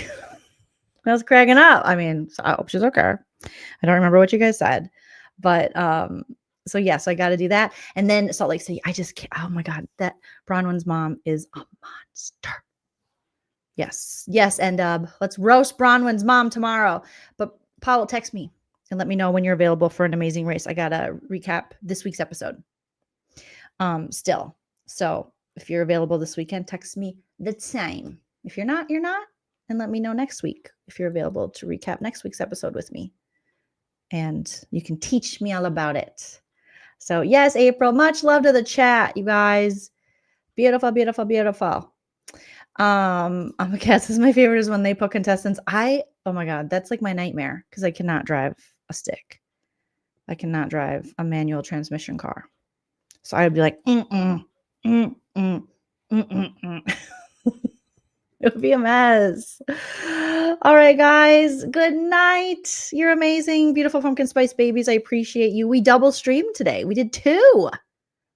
Look at us. We're killing it. I'm so proud of us. All right. Shout out to all my super chatters today. You guys showed up and showed out. New members, Angela Caldwell. Thank you, Michael Murphy, for not only coming in with super chats, but some great info as well. Kelly Kell, proud of you, girls, sending you all the love as you're graduating law school this year. That's like such a huge deal. That's like a bucket list thing of mine that I'll probably never do, but something I kind of, in the back of my mind, I'm always like, I want to do that, but that is so hard. It takes so much time. So shout out to you, Kelly Cal. We're proud of you. Realification, always good to see you. Thank you so much. And thank you for the wise advice. Familiarity breeds contempt. All right. And Brooklyn Knows coming in going, go toes. Sounds like gangster talk from the 30s. Okay, smash that like on your way out. If you can, share my channel as we try to make our way to 50K. I'm hoping to hit 50K this year, you guys. We're getting so close. So feel free to share this out and be like, watch this bitch. Do you like her? Check her out. Okay? She's weird, but just weird enough. You know? Just weird enough. All right. You guys get all the rest. You're beautiful pumpkin spice babies, like I said. And I'll be back later. Don't forget to comment on the video too. And if you're not already, follow me on the socials, the Instagram and the TikTok. Until next time, enjoy yourself. It's later than you think. Bye. I heard actually mixed reviews on Joleen. Oh, Joleen was excellent. What are they saying? You're lying. No, I'm not lying. Thank you. You know, you're welcome. Bling, bling, bling. Bitches is mad. The My Hand in Yours tumblers. It keeps things hot and cold. Amazing. We have the My Hand in Yours license plate holder. Wow. Hey, Jamie, let me just say, that is the chicest wind chime I have ever. Thank you, darling. Stop it right now. It's very chic. So chic. Really very chic. Oh, she thinks I'm too critical. That's another fault of hers. Before I get too many followers, I just want you to know you're not gonna like it here. No. No, you might not stay around for long. And I know it. This could be your purgatory on Earth. P.S. Follow your dreams, not your boyfriends.